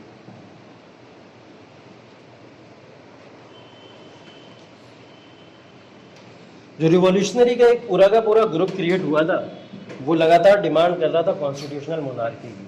ठीक, जब वो क्रिएट हुआ उसने डिमांड क्या करना शुरू कर दी, कॉन्स्टिट्यूशनल मोनार्की की। उनको क्या चाहिए था, कॉन्स्टिट्यूशनल मोनार्की।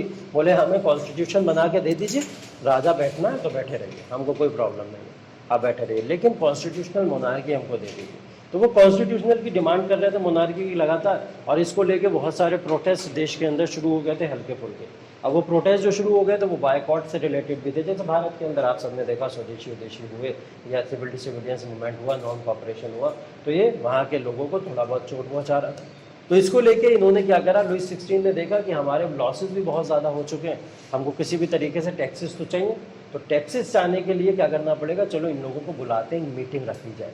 ठीक, क्योंकि इनके साथ में जब तक मिल के बैठ के बात नहीं करेंगे तब तक ये प्रॉब्लम सॉल्व नहीं होने वाली। किसान आंदोलन हुआ, किसान लगातार क्या डिमांड कर रहे थे कि हमसे बैठ के एक मीटिंग कर लो, और मीटिंग करने के बाद में हम जो डिमांड करें उसको सुन लो, हम अपना आंदोलन खत्म कर देंगे। यही तो हो रहा था, और किसी भी आंदोलन में यही होता है। तो यहाँ पे भी जब आंदोलन शुरू हुए तो यही बात होना शुरू हो गई। तो भाई लुईस 16 ने बोला कि ठीक है, एक मीटिंग रखते हैं। उस मीटिंग को नाम दिया गया state general, meeting of states general. ठीक, लुईस 16 ने एक मीटिंग बुलाई स्टेट जनरल की, और ये मीटिंग बुलाई गई थी 5 मई 1789 को। ठीक है, कब बुलाई गई, 5 मई 1789 को। ठीक, तो भाई ये बात सोचो जरा कि क्लर्जी और नोबिलिटी के साथ में बैठने के लिए भी तीसरे वर्ग के लोगों को 100 बार सोचना पड़ता था। सोचना तो छोड़ो, वो सोच भी नहीं सकते थे कि इनके साथ हमें बैठने को भी मिलेगा। अब ये मौका जब उनको मिल रहा है कि चलो इनके साथ मीटिंग करनी है हमको, तो उनके लिए बहुत बड़ा अचीवमेंट है, खुश हो जाएंगे सारे के सारे लोग। ठीक, तो इन्होंने जब मीटिंग बुलाई तो मीटिंग कुछ इस तरीके की थी, यहाँ पे क्लर्जी बैठा हुआ है, यहाँ पे नोबिलिटी बैठे हुए हैं, और इन सब के पैरों पे कौन बैठे हुए, ये सब कॉमन पीपल, या जिसको हम लोग अभी रिवॉल्यूशनरीज का नाम दे रहे हैं। इस तरीके से इन्होंने पूरा का पूरा अपना पैलेस सजाया, जिसके अंदर इस तरीके से लोग वहाँ बैठे हुए। ये हो गए फर्स्ट स्टेट के लोग, ये हो गए सेकंड स्टेट के लोग, और ये हो गए थर्ड स्टेट के लोग। इन सबको बुलाया गया, बोला गया कितने कितने लोग आएंगे, डिसाइड करो किस में से कितने कितने लोग आएंगे। बोले क्लर्जी में से 300 रिप्रेजेंटेटिव को बुलाया जाए। कितने रिप्रेजेंटेटिव आए यहाँ से, 300। नोबिलिटी में से कितनों को बुलाया जाए, 300 रिप्रेजेंटेटिव को बुलाया जाए। बोले ये वाले ज़्यादा हैं, तो इनको क्या करो, 600 लोगों को बुला लो। कितनों को बुला लिया गया यहाँ पे, 600 रिप्रेजेंटेटिव को बुला लिया गया। ठीक, 300 रिप्रेजेंटेटिव आ गए हमारे क्लर्जी ग्रुप से, 300 आ गए नोबिलिटी ग्रुप से, और 600 आ गए हमारे कॉमन पीपल या रिवोल्यूशनरीज से। ठीक, अब भाई ये जो थर्ड क्लास के पीपल थे, कॉमन पीपल या थर्ड स्टेट के पीपल थे, ये तो एक डिमांड लेके गए थे अपनी कि हमको कॉन्स्टिट्यूशनल मोनार्की चाहिए। ये डिमांड इन्होंने रखी इनके सामने कि हमारी ये डिमांड है। तो उन्होंने कहा डिमांड तो रुक जाओ अभी, पहले हमने तुम्हें जिस लिए बुलाया वो बात सुन लो पहले। ठीक, बोले क्यों बुलाया हमें, बोले टैक्सेस दो। बोले टैक्सेस, हमने तुम्हें इसलिए बुलाया। ठीक है, क्या करना है, टैक्सेस दो। टैक्सेस लेने के लिए हमने तुमको यहाँ बुलाया। बोले बेमानी है ये, हमको कुछ नहीं बताया गया है, हम पैसे लेके ही नहीं आए। ठीक है, तो उन्होंने बहाना कर दिया, बोले हम पैसे वैसे लेके नहीं आए, हम आपको कोई टैक्स वैक्स नहीं देने वाले हैं यहाँ पे। ठीक, तो इस बात को लेके बात शुरू हो गई। तो इन्होंने बोला टैक्सेस नहीं दोगे तुम तो हम तुम्हारी बात भी नहीं मानेंगे, हम कॉन्स्टिट्यूशनल मोनार्की की बात ही नहीं करेंगे तुमसे। ठीक, तो जब इन्होंने टैक्सेस के लिए मना करा तो इन दोनों ने बोल दिया कि कॉन्स्टिट्यूशनल मोनार्की की बात ही नहीं होगी यहाँ पे, कोई बात नहीं होगी। ठीक, तो जब ये बात नहीं होगी, इस बात से ये लोग गुस्सा हो गए सारे लोग कि हम लोग आए क्यों थे यहाँ पे, हमारी बात तो सुनो कम से कम सारी लोग। तो बोले चलो ठीक है, वोटिंग करा लेते हैं, क्योंकि 600 लोग जब मिल के मारेंगे इनको तो सोचो क्या होगा। ठीक, और 600 से भी अकेले नहीं थे ये, इनके बाहर भी 1200 लोग खड़े थे। ठीक है, सपोर्टर के फॉर्म में। ठीक, क्योंकि यहाँ पे जितने भी लोग आए थे उसमें पीजेंट्स, आर्टिसंस और महिलाओं को छोड़ दिया गया था। जितने एजुकेटेड क्लास के लोग थे, पढ़े लिखे लोग थे जो अपनी बात रख पाएंगे, 600 लोग वही आए थे। अंदर एंट्री उन्हीं की हुई, बाकी पूरी भीड़ बाहर खड़ी हुई है। ठीक, बोले कुछ बोले तो बता देना, अध्याय पत्थर लेके यहीं खड़े हुआ। ठीक, तो बोले ठीक है। तो इनसे बोला गया कि चलो भाई क्या बात है, तो बोले कि हम यहाँ कॉन्स्टिट्यूशनल मोनार्की की डिमांड लेके आए, आप उसको मानिए। तो उन्होंने बोला चलो वोटिंग करा लेते हैं, अगर वोटिंग में आप लोग जीत गए तो आप लोग कॉन्स्टिट्यूशनल मोनार्की ले लेना, अगर हम लोग जीत गए तो कॉन्स्टिट्यूशनल मोनार्की हमारी। बोले ठीक है हटाओ करा लो वोटिंग। ये लोग खुश, बोले हम 600 लोग हैं, हम तो आराम से कर लेंगे, 600 के 600 कॉन्स्टिट्यूशनल मोनार्की जाते हैं। और इन 600 में से 2-4 ऐसे भी हैं जो हमारी टीम के हैं, कुछ लोग ऐसे भी थे जिनको रहम आता था इन लोगों के ऊपर, वो अभी आपको पता लगेगा कौन लोग थे। ठीक, तो ये 300 रिप्रेजेंटेटिव में से इनको उम्मीद हो गई पूरी चलो जीत जाएंगे। इन्होंने क्या करा, लुईस 16 बहुत ही चालाक चतुर आदमी, इसने बोला इन 300 रिप्रेजेंटेटिव को मिलेगा 1 वोट। ठीक, ये सब मिलके 1 वोट डालेंगे। इन 300 रिप्रेजेंटेटिव को मिलेगा 1 वोट, ये सब मिलके 1 वोट डालेंगे। इन 600 रिप्रेजेंटेटिव को मिलेगा 1 वोट, ये सब मिलके 1 वोट डालेंगे। ठीक, उनको तो 2 वोट मिलने चाहिए थे, 600 लोग थे ना भाई, 300 हो गए। बोले नहीं तुम लोग हो तो एक ही ग्रुप के, आधी माना ठीक या आधी और माना। ठीक है, तो वही वाली कहानी है यार। ठीक, तो बोले हो तो 600 लोग तो एक ही। अब ये लोग बोले ये तो बेमानी है, ऑब्वियस सी बात है वोटिंग होंगी तो आप लोग जीत जाओगे, एक तरफ वोट डाल लोगे। ठीक है, 1+1 2 नहीं हो जाएगा यहाँ पे, क्योंकि दोनों एक ही टीम के। ठीक है, तो यहाँ पे 2 वोट मिल जाएगा आप लोगों को, और यहाँ हमको सिर्फ 1 वोट मिल पाएगा। तो इस बात को लेकर वोटिंग इन्होंने नहीं करी, और ये लोग गुस्सा में नाराज होते हुए सीधा असेंबली को छोड़ते बाहर चले गए। ठीक है, असेंबली को छोड़ के बायकॉट कर दिया असेंबली को, और छोड़ के सब बाहर चले गए। ये पूरा का पूरा क्लासिफिकेशन जो है इसको लिखना रहता है एग्जाम के अंदर आपको, कि किसको कितना वोट मिला था, कैसे रिप्रेजेंटेटिव किसके थे, और क्या चीज़ें हुई थी, क्योंकि ये क्वेश्चन स्टेट्स जनरल के बारे में भी कभी कभी पूछा जाता है। ठीक है, मीटिंग ऑफ स्टेट जनरल वहाँ पे जो हुई थी, तो उस मीटिंग ऑफ स्टेट जनरल में हुआ क्या। ठीक है, तो मीटिंग ऑफ स्टेट जनरल में क्या हुआ, ये सब हुआ। ठीक, अभी मैंने एक बात बोली थी, पीजेंट्स, आर्टिसंस या जो भी पुअर पीपल थे या महिलाएं, इन सबको अभी बाहर रखा गया था, और सारे एजुकेटेड क्लास के लोग गए थे। इस शब्द को गोल्डन वर्ड्स में अपने दिमाग में छाप लीजिएगा, जो बात मैंने अभी ये बोली है, क्योंकि ये बात आगे बहुत काम आने वाली है। ठीक, इस बात को बहुत ध्यान रखिएगा कि मैंने जिनका नाम लिया है, पीजेंट्स, आर्टिसंस और महिलाएं खास करके, ये लोगों को छोड़ दिया गया है बाहर, और अंदर कौन गए, एजुकेटेड क्लास के लोग ही गए हैं। ठीक, चलिए ये बात हो गई। अब ये सब पूरा का पूरा केस हो गया, 5 जून की मीटिंग कर दी कैंसिल इन्होंने, और ये लोग गुस्सा में बाहर निकले। बाहर निकल के ये लोग पहुंचे, इन्होंने एक मीटिंग रखी, और उस मीटिंग को रखा गया कि ये सबको खारिज करते हुए बोले हम अपनी एक नई मीटिंग करेंगे। उसको रखा इन्होंने 20 जून को 1789, 20 जून 1789 में एक नई मीटिंग हो रही है। ठीक, और इसमें कौन है, सारे के सारे थर्ड स्टेट के लोग हैं, थर्ड स्टेट के लोग हैं। इन्होंने यहाँ पे अनाउंस कर दिया अपना एक ऑर्गेनाइजेशन, अपनी एक पार्टी, अपनी एक असेंबली, जिसको नाम दिया इन्होंने नेशनल असेंबली। और नेशनल असेंबली वही फर्स्ट पिलर है जिसकी अभी हम लोग सीढ़ियों की बात कर रहे थे। उन सीढ़ियों में सबसे पहली सीढ़ी कौन सी थी, यही नेशनल असेंबली। ठीक, नेशनल असेंबली की जो फॉर्मेशन हुई थी, बोला जाता है ग्राउंड्स ऑफ वर्साइल के ऊपर इसकी फॉर्मेशन हुई। ग्राउंड्स ऑफ वर्साइल्स मतलब वर्साइल पैलेस था जिसके अंदर ये सब मीटिंग हुई। अभी राजा कहाँ रहते थे, पैलेस ऑफ वर्साइल में रहा करते थे। फ्रांस के राजा लुईस 16 किस में रहते थे, पैलेस ऑफ वर्साइल में रहा करते थे। बाद में ट्रीटी ऑफ वर्साइल भी हम लोग देखेंगे आगे चल के। ठीक, तो इस वर्साइल को याद रखिएगा। तो ग्राउंड ऑफ वर्साइल के अंदर ही इन्हीं लोग ने वहीं राजा के सामने जाके वहीं पर जाके शपथ ली पूरी की पूरी 20 जून के अंदर कि हम अपनी एक नेशनल असेंबली क्रिएट करने वाले हैं। और इन्होंने अपनी एक नेशनल असेंबली क्रिएट कर दी। ये बात कहाँ की है, वहाँ के टेनिस कोर्ट की। ये वहाँ पे टेनिस कोर्ट हुआ करता था, एक टेनिस कोर्ट में जगह बहुत थी, लोग खेलने जाते थे, इन्होंने सरकार के साथ ही खेल लिया। ठीक है, तो नेशनल असेंबली की बहुत बड़ी मीटिंग हुई वहाँ टेनिस कोर्ट के अंदर, जिसको ग्राउंड ऑफ वर्साइल बोला जाता है। और यहाँ पे कुछ लोगों ने शपथ ली। वो शपथ क्या ली गई, वो शपथ ली गई, यहाँ पे लिखेंगे आप, ओथ ली इन्होंने। और ओथ में इन्होंने 2 पॉइंट यहाँ पे किए। पहली थी ड्राफ्ट दी कॉन्स्टिट्यूशन, हम अपना कॉन्स्टिट्यूशन को ड्राफ्ट ज़रूर करेंगे, ये पहला टारगेट होगा नेशनल असेंबली का। दूसरा टारगेट नेशनल असेंबली का होगा limits the power of the king, limits the power of, और थोड़ा स्टैंडर्ड लिखो, monarch, limits the power of the monarch. ठीक, 20 जून 1789 को ये सारी भीड़ जो गुस्सा थी, उन्होंने अपनी एक मीटिंग रखी, वो नेशनल असेंबली की मीटिंग हुई। नेशनल असेंबली की मीटिंग टेनिस कोर्ट में हो रही है। टेनिस कोर्ट का है वर्साइल के ग्राउंड के पास, ठीक। तो उसी में वहाँ पे एक ओथ ली जा रही है, एक शपथ ली जा रही है कि नेशनल असेंबली के टारगेट क्या होंगे। ये 2 टारगेट होंगे। एक, सबसे पहले हम अपना कॉन्स्टिट्यूशन बनाएंगे, और दूसरी चीज़ हम लिमिट कर देंगे मोनार्की पावर को, ठीक। ये 2 चीज़ें यहाँ पे शपथ ली गई। अब ये शपथ दिलाने वाले, मैं कह रहा था ना, इन 300 और 300 में से कुछ लोग ऐसे थे जो इनको सपोर्ट किया करते थे, ठीक है। तो वो लोग कौन थे? वो लोग थे इनको शपथ दिलाने वाले। इन्हीं लोगों ने भड़काया था अपनी राजाओं के खिलाफ में, यही मक्कार थे वो वाले, ठीक।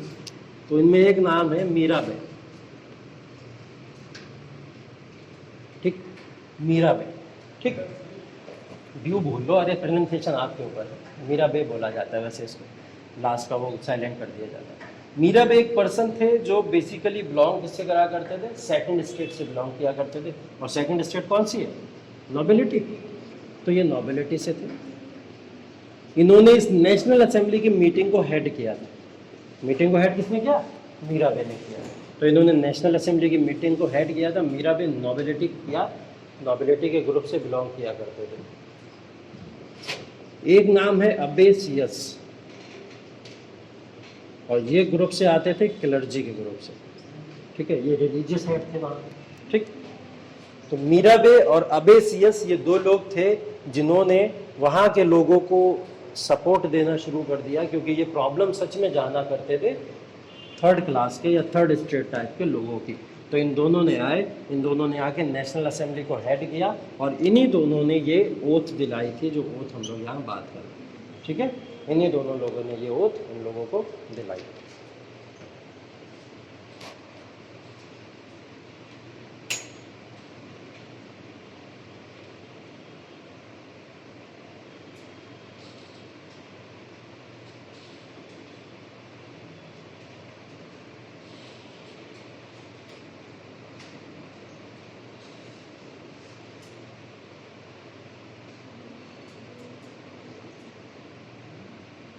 आउटब्रेक ऑफ रिवॉल्यूशन हो गया।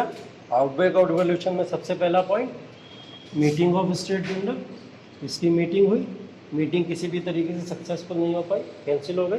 दूसरा पॉइंट, नेशनल असेंबली का फॉर्मेशन हो गया। नेशनल असेंबली जब फॉर्म हो गई, तो फॉर्म होने के बाद में ये लोगों ने ओथ ले ली। ये आउटब्रेक ऑफ द रिवॉल्यूशन था, ठीक। इस आउटब्रेक ऑफ द रिवॉल्यूशन में एक सब हेडिंग आप लोग डालेंगे, और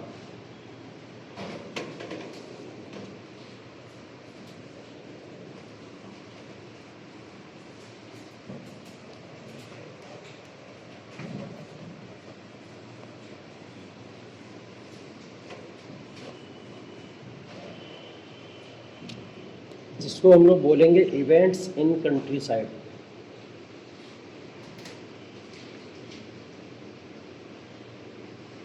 कौन कौन से इवेंट्स इस समय में हुए जिसकी वजह से फ्रेंच रिवॉल्यूशन कंटिन्यू होता चला जा रहा है। जैसे हम लोग कोर्स ऑफ इवेंट्स पढ़े थे अभी अमेरिकन रिवॉल्यूशन के अंदर, सेम वही है, इवेंट्स इन कंट्री साइड। उन्हें इवेंट्स की बातें करने जा रहे हैं यहाँ पे। तो हुआ ये कि यहाँ पे उस समय में विंटर आउटब्रेक हुआ।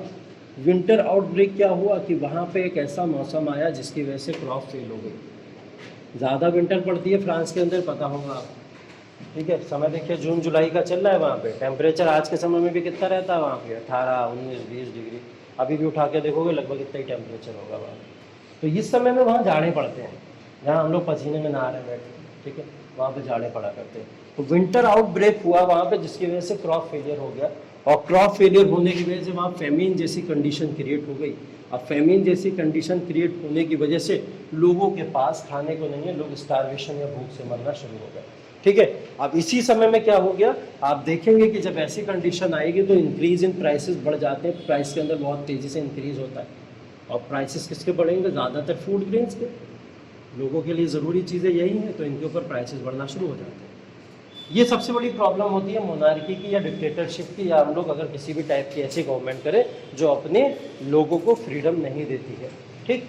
क्योंकि यहाँ पर ये गवर्नमेंट क्या करती है, लोगों को उनके क्राइसिस से बाहर लाने के लिए कोई भी सोशलिस्ट एक्टिविटी नहीं करती। ये राजा अपने आप को ही बचाने में लग जाते हैं। फेमिन जैसी कंडीशन आई तो लोगों की हेल्प करी नहीं इन्होंने, उल्टा वहाँ पे प्राइस हाई होना शुरू हो गया, फूड ग्रेन्स के प्राइसेस बढ़ गए, और लोग इस बात से और नाराज़ थे। एक तो रिवॉल्यूशन चल ही रहा है फ्रांस के अंदर, ठीक, लोग इस बात से और ज़्यादा नाराज़ हैं। लोगों को उनकी ब्रेड रोटी तक नहीं मिल पा रही है, लंबी लंबी कतारें लाइनें लग रही हैं फ्रांस के अंदर दुकानों में। ठीक है, पेरिस के अंदर बहुत लंबी लंबी दुकानें, शॉप्स के ऊपर दुकानें लग रही हैं। अब उन दुकान के अंदर जब लोग लंबी लंबी कतारों में लगे हुए थे तो लोगों का गुस्सा फूट गया वहीं पे। उसी समय में महिलाएं कुछ आई आगे और महिलाओं ने क्या करा, दुकानों के ऊपर धावा बोल दिया।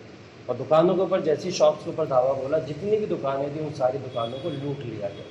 ठीक है, looting of the shops, next point इसके अंदर आप लिख सकते हो कि इसी सारी प्रॉब्लम से लोगों ने क्या करा, उन सारी दुकानों को लूट लिया, जिसके अंदर बेसिकली महिलाएं सबसे आगे आई और उन्होंने इस मूवमेंट को स्टार्ट किया। ठीक है, हाँ, लूटना शुरू कर दिया लोगों ने। जब उनको मिल नहीं रहा तो लूटेंगे, तो क्या करेंगे, तो खाने को नहीं मिलेगा तो लूट के खाएंगे। ठीक, इसके बाद में क्या करा, पेरिस के अंदर किंग 16 ने क्या करा, लुई 16 जो थे, एक फोर्स भेज दी, पूरी की पूरी आर्मी भेज दी यहाँ पे। इस आर्मी ने क्या करा, इन लोगों को दबाने की कोशिश करी। ठीक, और यही था सबसे बड़ा स्टार्ट यहाँ पे फ्रांस के अंदर। जब आर्मी ने इनको दबाने की कोशिश करी, इनके ऊपर अटैक किया, तो इनके अगेंस्ट में लोग खड़े हो गए और इनके अगेंस्ट में रिवॉल्ट करके कई सारे आर्मी मैन को लोगों ने यहाँ पे मार दिया। ठीक, और कई सारे आर्मी मैन मार दिए गए। इसके साथ ही साथ में वहाँ पे एक जेल हुआ करता था, बहुत बड़ा जेल था, जिसके अंदर सारे प्रिजनर्स को कैद करके रखा जाता था। जितने भी कैदी होते थे, जो भी राजा के अगेंस्ट जाने की बात करते थे या कोई भी क्राइम करते थे, उन सबको वहाँ कैद किया जाता था। उस जेल का नाम था बेस्टाइल, एक ही टी आएगा, बेस्टाइल। ठीक है, ये बेस्टाइल क्या है, एक प्रिजनर है और इसके अंदर एक जेल है, ये हम लोग जिसकी बात कर रहे हैं। और इस जेल के अंदर यहाँ पे बहुत सारे कैदी, हज़ारों की संख्या में यहाँ पे भरे पड़े थे। ठीक, ये लोग क्या करी, पूरी की पूरी भीड़ गई बेस्टिल के ऊपर, इन्होंने अटैक कर दिया और अटैक करके जितने भी प्रिजनर्स थे सबको छुड़ा लाए, सारे कैदियों को छुड़ा लाए।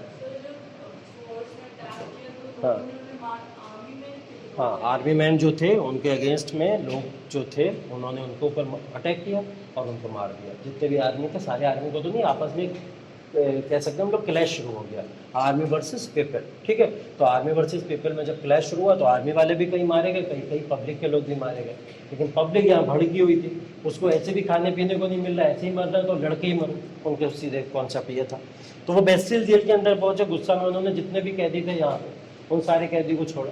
और जैसे ही इन सारे कैदियों को छोड़ा, ये कैदी खुश हो गए, अरे हमें छुड़ाने वाले आ गए, हमारे मसीहा आ गए, हमारे मसीहा आए, हम तो इन्हीं का साथ देंगे। अब ये जितने हज़ारों कैदी थे, ये सब के सब किसके साथ जुड़ गए, रिवॉल्यूशनरीज के साथ जुड़ गए। ठीक है, अब इतने सारे कैदी, ये सारे खतरनाक कैदी होंगे, ऑब्वियस सी बात, मर्डर वर्डर करे हुए, चोरी चारी करके गए होंगे, तभी जेल में बंद है ना ऐसे। हाँ, तो फिर जब जैसे ये कूदे, KGM गुंडा थोड़ी था, KGM वाले। ठीक, तो बेस्टाइल जेल के अंदर ये लोग जितने भी लोग थे सारे के सारे मिल गए आके इनके साथ में। अब इनकी फोर्स हो गई और बड़ी, और इस फोर्स ने जब आर्मी के ऊपर अटैक किया तो राजा देखा, राजा गया डर। ठीक है, राजा बोला अब ये अंतिम समय आ गया हमारा, अब कुछ करना पड़ेगा। तो राजा यहाँ से घबरा गया, उसने देखा कि ये सारी चीज़ें कंट्री साइड में इतने सारे इवेंट्स बैक टू बैक हो रहे हैं, इनको रोकने का तरीका क्या है। बोले ये जो बातें कर रहे हैं ये लोग, किसकी बातें कर रहे हैं, ये जो नेशनल असेंबली का क्रिएशन हुआ है, इस नेशनल असेंबली की मीटिंग को बुला लिया जाए। लुई 16 ने अनाउंस कर दी एक मीटिंग नेशनल असेंबली की। 1791 में एक मीटिंग हुई नेशनल असेंबली। ठीक, किसने बुलाई थी, लुई 16।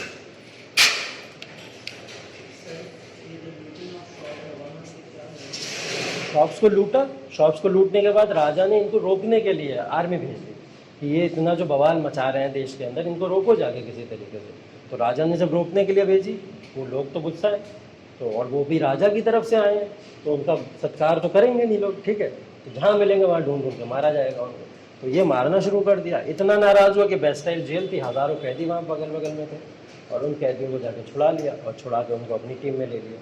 अब ये सब एक साथ मिल के भिड़ गए राजा के अगेंस्ट में। ठीक, तो कैदी, मीटिंग ऑफ नेशनल असेंबली। अब यहाँ पे लुई 16, इन सारे इवेंट्स के बाद में Louis 16 called the meeting of national assembly, और ये मीटिंग कब हुई है, 1791 के अंदर हुई है। ठीक है, हाँ, तो वो अगर राजा बुला रहा है तो स्टेट जनरल नहीं, राजा स्टेट जनरल की बुलाएगा, स्टेट जनरल का तो फेलियर हो गया, उसने अपनी तरफ से बुलाई थी तो स्टेट जनरल थी। अब ये किसकी तरफ से आ रहा है? ये तो लोग अपनी तरफ से रिप्रेजेंट करके भेज रहा है ना। तो नेशनल असेंबली तो एक पार्टी फॉर्म है ही पहले से, और ये सब कर कौन रहा है? नेशनल असेंबली के लोग ही तो कर रहे हैं। तो किसको बुलाया जाएगा? नेशनल असेंबली को तो बुलाया जाएगा। अगर कांग्रेस बवाल कर रही है देश के अंदर, तो इंडियन नेशनल कांग्रेस को ही तो बुलाते थे अंग्रेज मीटिंग के लिए। ऐसा थोड़ी था कि अपनी तरफ से कोई भी मीटिंग रख देते हो। तो इन्होंने इसीलिए नेशनल असेंबली की मीटिंग को बुलाया। 1791 में ये मीटिंग हुई, और इस मीटिंग के अंदर राजा बोले क्या चाहते हो? बोले आज़ादी। ठीक, तो बोले कॉन्स्टिट्यूशन चाहते हैं। तो उन्होंने बोला ठीक है, हम आपको कॉन्स्टिट्यूशन दे देते हैं। यहाँ पे लुइस 16 ने अनाउंस कर दिया कि आज से हम लोग 1791 से एक कॉन्स्टिट्यूशनल मोनार्की हैं। 1791 में फ्रांस में कॉन्स्टिट्यूशन आ गया, और ये बन गया कॉन्स्टिट्यूशनल मोनार्की। चलो भाई, फ्रांस रेवोल्यूशन खत्म। अरे यही तो था, अरे यही तो चाहिए था, कॉन्स्टिट्यूशनल मोनार्की मिल गई, बात हो गई खत्म। अब क्या करना है? कौन बचे? नहीं, कोई टर्म्स कंडीशन नहीं है, फुल्ली एकदम जो चाहिए तुमको लो, हटाओ, सब फ्री। जितना कॉन्स्टिट्यूशन में है सारे अधिकार है। अच्छा, बात पकड़ लेते हो। अच्छा, तो देखो नेशनल असेंबली की जब आई पावर, अब देखो हुआ क्या। नेशनल असेंबली एक पार्टी है, पार्टी का फॉर्मेशन हो गया, और पार्टी क्या बन गई है? स्टेट की गवर्नमेंट बन गई है, सरकार बन गई है। नेशनल असेंबली की सरकार बन गई, लोगों ने वोट डाले जाके, और नेशनल असेंबली के लोग जीते यहाँ पे, और उन्होंने अपनी सरकार बना ली। राजा भी है, राजा को नहीं हटाया गया। अभी सारे डिसीजन राजा लेता था, अब सारे डिसीजन कौन लेगा? सरकार लेगी। सरकार इनकी बन गई है, तो ये सरकार बन गई, उन्होंने राजा को भी नहीं हटाया, राजा अपनी जगह बैठे रहा, हमें कोई दिक्कत नहीं है। तो जब नेशनल असेंबली की सरकार आई, इस सरकार ने आगे सबसे पहले क्या करा? फ्यूडल सिस्टम को हटाओ। सबसे पहले क्या हटाया? Feudal system. फ्यूडल सिस्टम कौन सा? सबसे ऊपर राजा रहेंगे, क्लर्जी रहेंगे, उसके बाद राजा आएंगे, फिर ये बोले खत्म, ये सब खत्म। तो फ्यूडल सिस्टम को एबॉलिश किया सबसे पहले आके। ठीक, इस बात को लिख तो लो, वो देखोगे मेरा है।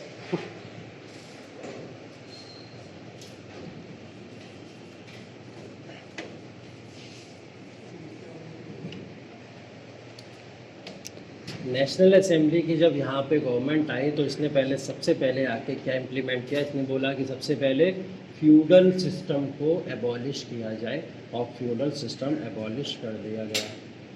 सबसे पहला पॉइंट, फ्यूडल सिस्टम एबॉलिश कर दिया गया। हाँ,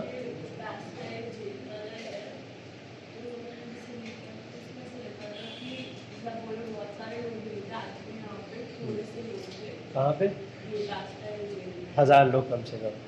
हाँ, हाँ, हाँ,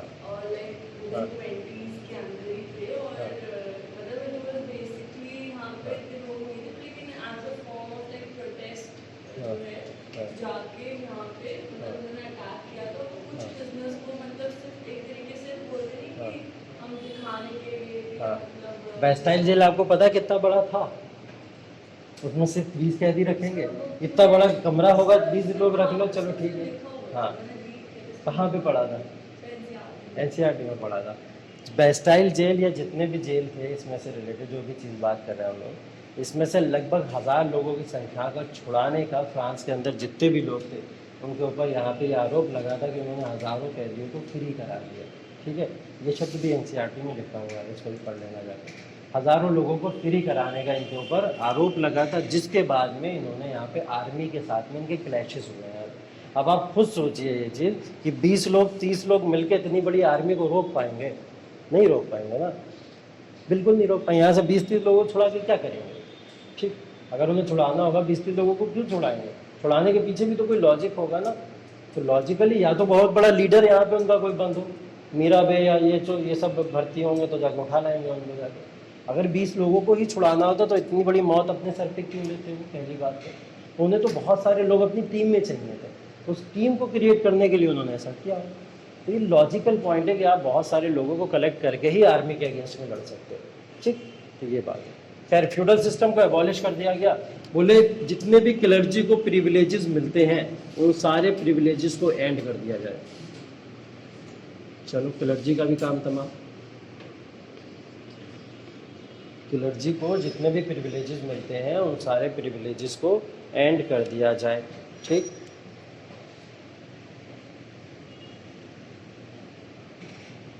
अब जब क्लर्जी चले गए तो टीथ देना पड़ेगा क्या? Teeth tax was abolished. ठीक, ये तो अबॉलिश किया ही किया गया। And property of church was confiscated. मतलब जितने भी चर्च ने प्रॉपर्टी की इनसे छीनी थी लोगों से, उन सारी प्रॉपर्टी को वापस किसने ले लिया? सारे के सारे ये कॉमन पीपल, जिन्होंने इनके पास में लैंड जिनकी सच में थी, वो लैंड सारी की सारी इन्होंने ले ली। ठीक है, सारी लैंड छीन ली गई यहाँ से। और जैसे ही लैंड छीन ली गई, यहाँ पता लगा कि लगभग 2 बिलियन लेवरेज से ज़्यादा की प्रॉपर्टी जब्त की गई थी इनके पास।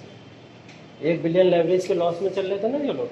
अगर चाहते यहाँ से सपोर्ट भी लेते तो फ्रांस की सारी इकोनॉमी सुधर सकती थी उसी समय, और इतना बड़ा बवाल ना होता।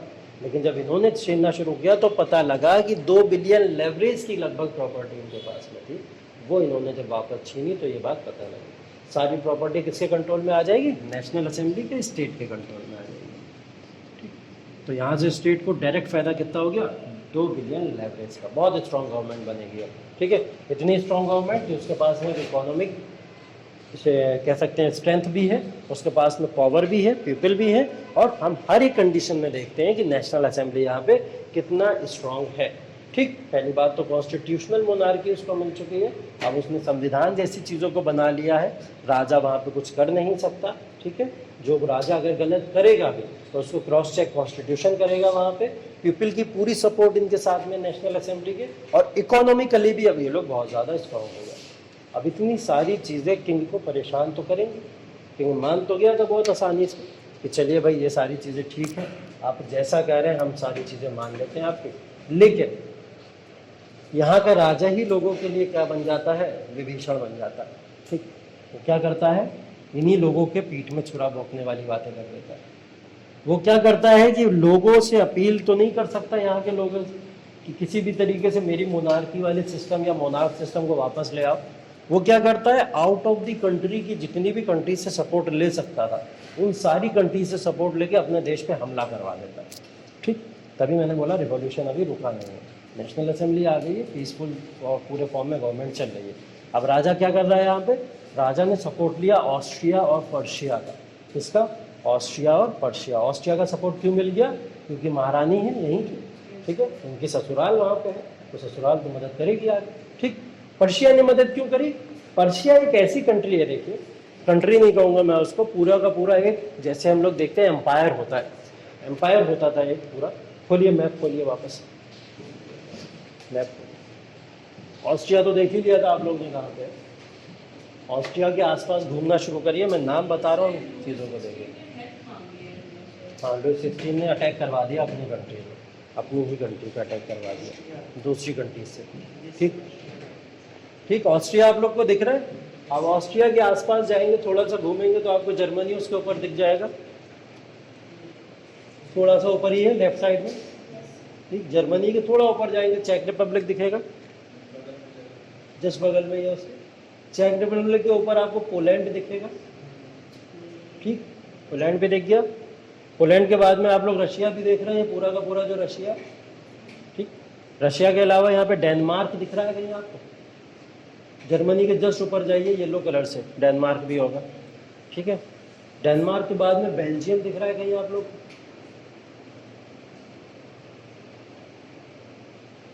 वही है बगल में, देखिए। हाँ, उसी साइड में आपको बेल्जियम दिखेगा, जो फ्रांस है उसके जस्ट ऊपर पीले कलर से थोड़ा सा आपको बेल्जियम दिखेगा। इन सारी टेरिटरी को जल्दी से मार्क कर लीजिए, क्योंकि यही है पर्शिया। पर्शिया क्या है? पूरी की पूरी जो कंट्रीज का नबी मैंने नाम बताया आपको, ग्रुप ऑफ ऑर्गेनाइजेशन था पर्शिया। ठीक है, नाम लिखिए। पहला है Germany. Persia is a group of Germany. Persia is a group of Germany. Poland, Germany, Poland. लिखना हो लिख लीजिए, मार्क करना हो मार्क कर लीजिए, जैसा आपको ठीक लगे। ठीक है, जर्मनी, पोलैंड, रशिया,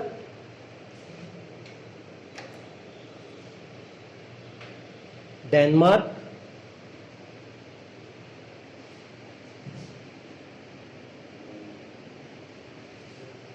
बेल्जियम,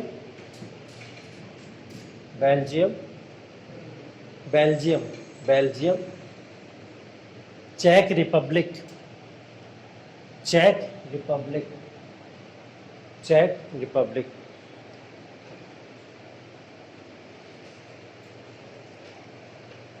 और एक है लिथुआनिया। ठीक है, लिथुआनिया यही होगा, इसी के पास में लिथुआनिया भी है, तो उस लिथुआनिया को भी यहाँ पे ऐड कर लीजिए। जो आपको लाटविया दिख रहा है ना, उसी के जस्ट नीचे लाटविया, एस्टोनिया, लिथुआनिया, बेलारूस, ये सब आसपास की ही कंट्री है। ठीक है, बेलारूस के, हाँ नहीं बेलारूस नहीं था इसका पार्ट, लिथुआनिया इसका पार्ट था। जितनी मैंने कंट्री बताई है सिर्फ यही पर्शिया है। ठीक है, जब भी मैं पर्शिया बात करूँगा तो ये सब पर्शिया है। ठीक, हाँ नहीं नहीं नहीं, बाल्कन स्टेट्स पे चले जा रहे हो आप, वो बाल्कन स्टेट्स हैं सारे के सारे। जब मैं इनको सबको ऐड करूँगा तो ये बाल्कन स्टेट्स बन जाएंगे। बाल्कन स्टेट्स की कॉन्सेप्ट अलग है। अभी मैं यहाँ पर्शिया की बात कर रहा हूँ। पर्शिया वो किंगडम थी कि जिसने ऐसी ऐसी जगहों पे कंट्रोल अपना कर रखा था और उसको अपना एक एम्पायर बनाया था। जैसे ऑटोमन एम्पायर बना, ऑटोमन ने ऐसा थोड़ी है कि ऑटोमन अगर यहाँ पे आया तो उसने लीबिया के साथ में इजिप्ट को भी कंट्रोल कर लिया हो, नहीं ज़रूरी थोड़ी है। वो लीबिया तक रुका, इजिप्ट की तरफ आया ही नहीं, तो उसने लीबिया को ही कंट्रोल रखा। ठीक है, तो इसी तरीके से पर्शिया भी था। हाँ हाँ हाँ हाँ, ठीक है ठीक है, हाँ हाँ हाँ, एकदम अलग हो जाएंगे। हाँ हाँ हाँ हाँ हाँ हाँ हाँ, उसी के बाद बिल्कुल बिल्कुल बिल्कुल बिल्कुल बिल्कुल, हाँ हाँ हाँ, ठीक है ठीक है, हाँ हाँ बिल्कुल आते हैं, बिल्कुल आते हैं। हाँ देखिए, अभी मैंने यहाँ पे रशिया बोला एक वर्ड, रशिया। अब ये जो बेलारूस है, लाटविया है, ये सब पार्ट रशिया के पड़ा करते थे, यूक्रेन भी उसी के अंदर आता था, तो ये ऑटोमेटिकली रशिया के अंदर काउंटेड है, इंक्लूडेड है। लिथुआनिया अपने आप में एक अलग कंट्री था उस समय में। ठीक है, नहीं सोवियत यूनियन वो बना बाद में। अभी सोवियत यूनियन जब रशियन रिवॉल्यूशन होगा तो रशियन रिवॉल्यूशन में वो सोवियत यूनियन क्रिएट होगा। उससे पहले तो रशिया भी डिसइंटीग्रेट ही था, रशिया भी तो एक अलग कंट्री था। वो सोवियत यूनियन तो बाद में बना ना, जब रशिया का रिवॉल्यूशन हो गया। तो रशिया रिवॉल्यूशन के बाद में जब पूरा का पूरा रिवॉल्यूशन हो जाएगा, अभी 1917 पे चलो तो कम से कम वहाँ पे आपको सोवियत यूनियन भी मिलेगा। तो जब वो बन जाएगा आप उससे बहुत आगे चले गए। हम लोग अभी पीछे की बातें कर रहे हैं, हम लोग बहुत पीछे, हाँ हम लोग पीछे की अभी बातें कर रहे हैं। ठीक, हाँ हाँ बिल्कुल बिल्कुल, तब सोवियत यूनियन की बात करते हैं हम लोग। यूएसएसआर आ जाता है वहाँ पे। ठीक है, तो जब उसकी बात करेंगे तो उसमें बहुत सारे 22 स्टेट हैं यूएसएसआर के अंदर, 22 पूरे के पूरे 22 स्टेट का डिसइंटीग्रेशन होगा, तो उसकी बात हम लोग वहाँ पे करेंगे। अभी अभी उसकी ज़रूरत नहीं है, बाद में पढ़ेंगे उसको, अभी यहाँ तक याद रखें। ठीक है, हाँ Germany, Poland, Russia, Denmark, Belarus, oh sorry Belgium, चेक रिपब्लिक, बेलारूस नहीं, बेलारूस नहीं, चेक रिपब्लिक और लिथुआनिया। बेल्जियम, चेक रिपब्लिक और लिथुआनिया। सर आपने बताया कि यूनिवर्सिटी ने मतलब बोला कि रशिया और इनसे क्या बोला, हाँ यहाँ तक हो गया। नेशनल असेंबली की वजह से अब लुईस 16 को प्रॉब्लम होने लगा है। ठीक है, यहाँ तक की कहानी बोर्ड पे जितनी भी लिखी है सब खत्म हो गई। अब मेरी आंखों में देखो, ठीक इधर देखो, ठीक यहाँ तक खत्म हो गया। तो अब हुआ क्या कि नेशनल असेंबली की वजह से लोगों को होने लगी प्रॉब्लम। अब लोगों को जब प्रॉब्लम होनी शुरू हुई, लोगों को नहीं, खास करके किंग को प्रॉब्लम होना शुरू हो गई। और किंग को, लोगों को भी कह सकते हैं जब कंजर्वेटिव्स की बात करेंगे हम लोग। ठीक, तो यहाँ के किंग को प्रॉब्लम होना शुरू हो गई और किंग चाहता था अपनी मोनार्की को वापस, क्योंकि ऑब्वियस सी बात है कि राजा की जब इतनी सारी शक्तियाँ चली जाए तो वो अपनी शक्तियों को वापस लेना चाहिए। वहाँ के लोगों से अपील करता, लोग सुनते उसकी बात नहीं सुनते। सबको तो नेशनल असेंबली में मज़ा आ रहा था, नया नया टेस्ट मिला था आज़ादी का, तो वो उसी में रहना चाहते हैं। तो राजा ने क्या बोला कि बाहर की जो कंट्रीज़ हैं उनसे मदद ली जाए। ठीक, और उनकी मदद से वो अपने देश के ऊपर आक्रमण करा देता है। और वो आक्रमण करने वाली कंट्रीज़ कौन थी? एक तो ऑस्ट्रिया थी जो इनकी ससुराल है, और दूसरी कौन सी है? पर्शिया है। यही पर्शिया जो पूरा का पूरा एक गणराज्य था, इस पर्शिया ने भी इनके साथ में अटैक कर दिया। तो मैंने बताया ऑस्ट्रिया तो मदद करेगा, रिश्तेदार लोग हैं वो तो कर देंगे, पर्शिया क्यों मदद करेगा? पर्शिया मदद इसलिए करेगा, इस बात को बहुत ध्यान से याद रखिएगा, क्योंकि फ्रांस के अंदर धीरे धीरे धीरे धीरे डेमोक्रेसी आ रही है। और वहाँ की डेमोक्रेसी आसपास की जितनी भी किंगडम है उनके ऊपर इम्पैक्ट डाल रही है कि लोग आसपास के भी क्या करना शुरू कर रहे हैं, आज़ादी आज़ादी आज़ादी नारे लगाना शुरू कर दिए। तो उन्हें भी वो वाली फ्रांस वाली क्रांति चाहिए थी। तो पर्शिया ने क्या करा, किसी भी तरीके से फ्रांस की क्रांति को रोका जाए, फ्रांस के अंदर डेमोक्रेसी अबॉलिश की जाए और मोनार्की को वापस लाया जाए, तभी हम सब लोग यहाँ पे अपनी मोनार्की को या डिक्टेटरशिप को सर्वाइव करा पाएंगे। इसलिए पर्शिया ने यहाँ पे फ्रांस का साथ दिया। ठीक, तो राजा ने आक्रमण कराने के लिए ऑस्ट्रिया को चुना और पर्शिया को चुना। ठीक, दोनों लोग आक्रमण करने ही वाले थे कि नेशनल असेंबली के लोगों ने एक मीटिंग रखी, फिर से बोले कि आक्रमण होने वाला है, तैयार हो जाओ जवान। ठीक, राजा तो हमारे साथ है नहीं हमारे, तो हम ही लोग को आक्रमण करना पड़ेगा। तो इन्होंने क्या करा, अब जितने भी पीजेंट्स थे पूरे के पूरे फ्रांस के अंदर, फार्मर्स, मैंने कितना बोला 90% पॉपुलेशन उनकी थी, 90%, पीजेंट्स, आर्टिसंस, महिलाएं, जो भी आ सका उन सबको कलेक्ट करके एक पूरी फौज बना ली और उस फौज से क्या बोला, आक्रमण कर दो पर्शिया और ऑस्ट्रिया के ऊपर, कर दो। बोले वो उससे पहले आए, हम उससे पहले मार सकते हैं। ठीक है, इन्होंने पूरी फौज बना के आक्रमण कर दिया ऑस्ट्रिया पर्शिया और उनको हरा भी दिया। ठीक, और उनको हरा भी दिया, नेशनल असेंबली ने जाके उनको हरा भी दिया। और ये बात पता लग गई इन लोगों को कि अब लुईस 16 किसी काम का रहा नहीं, अब ये तो किसी काम का नहीं, ये अगेन फिर ऐसा कुछ कराएगा, इसको भी छोड़ नहीं सकते। इन्होंने उसको पकड़ा, कैद में लेके आए और कैद में लाने के बाद में उसको गिल्टी पाया गया, देशद्रोह के आरोप लगे उसके ऊपर कि आपने अपने देश के अगेंस्ट ही ऐसे सारे काम करे। और उस देश के आरोप लगाते हुए इन्होंने क्या करा, उसे ग्लूटाइन की सज़ा दे दी। इसकी भी स्पेलिंग एक बार देख लेना, ग्लूटाइन होता है, ग्लूटाइन बोला जाता है कि आप नीचे लेट जाओ लंबे लंबे ऐसे, ठीक है, और आपके ऊपर क्या करा जाए, ऊपर से पूरा का पूरा ब्लेड आपकी गर्दन को छोड़ के गिरा दिया जाए। ठीक, उसको बोला जाता है ग्लूटाइन। ठीक है, ब्लेड क्या होता है, आपकी गर्दन लंबी लंबी लटका दी जाती है ऐसे करके, ऐसा नहीं फांसी की तरह नहीं है, कुछ भी आसान मौत नहीं दी जाती इसके अंदर। ग्लूटाइन के अंदर ये बोला जाता है कि आपको नीचे लिटाया जाएगा, आपके हाथ पीछे बांध दिए जाएंगे, आप मूव भी नहीं कर पाओगे। ठीक, तो पहले देखते नहीं हम लोग पिक्चर में, वो कुल्हाड़ी से काट दिया करते थे, बोले नहीं कुल्हाड़ी से नहीं, ब्लेड होता था एक बड़ा सा, ऊपर से ब्लेड को एक जो होता था जल्लाद साइड से खड़ा हुआ होता था और वो रस्सी को छोड़ता था और ब्लेड सीधा आके गर्दन पे भाव से देता था, गर्दन कट के अलग जाती थी, बॉडी कट के अलग जाती थी। तो इनको वो सज़ा मिली थी, कौन सी, ग्लूटाइन की सज़ा मिली। ठीक है, तो ये ग्लूटाइन की सज़ा मिलने के बाद में इनकी कहानी ख़त्म। अब इनके कौन बचे हैं, वाइफ बच गई। ठीक, क्वीन मैरी क्या करेंगी अकेले, उनको भी पकड़ के लाओ, उनको भी पकड़ के लाए, उन्हें भी ग्लूटाइन की सज़ा दे दी गई। ठीक, उनके साथ में भी सेम यही हुआ और उनके ऊपर भी यही चार्जेस लगे, क्योंकि वो खुद ऑस्ट्रिया की थी, उनको कैसे छोड़ सकते। उनकी एक बेटी थी, बोले ये जी के क्या करेगी, बोझ है समाज के ऊपर, ख़त्म करो इसे भी, उसको भी पकड़ के लेके आए और उसको भी पकड़ के ला के ग्लूटाइन की सज़ा दे दी गई। ठीक है, तो फ्रांस के अंदर क्रांति इतनी आसान नहीं थी, ऐसे ऐसे बवाल हुए फ्रांस के अंदर। ग्लूटाइन की सज़ा देने के बाद में यहाँ पे ये सब चीज़ें हो गई। ठीक, चलिए कहानी ख़त्म हो जानी चाहिए, हो गया सब कुछ, ग्लूटाइन वगैरह राजा आजा मार दिए गए, ऑस्ट्रिया हंगरी के और पर्शिया के अटैक को भी रोक लिया गया और ये सब चीज़ें यहाँ पे ख़त्म हो जानी चाहिए थी मेरे ख्याल से। तो इससे ज़्यादा अब क्या होना चाहिए, ठीक, इससे ज़्यादा क्या होगा आगे की कहानी आप लोग सोचिए। तब तक हम लोग रेस्ट लेते हैं और कल मिलेंगे अब इसके बाद में। ठीक है, चलिए, थैंक यू सो मच।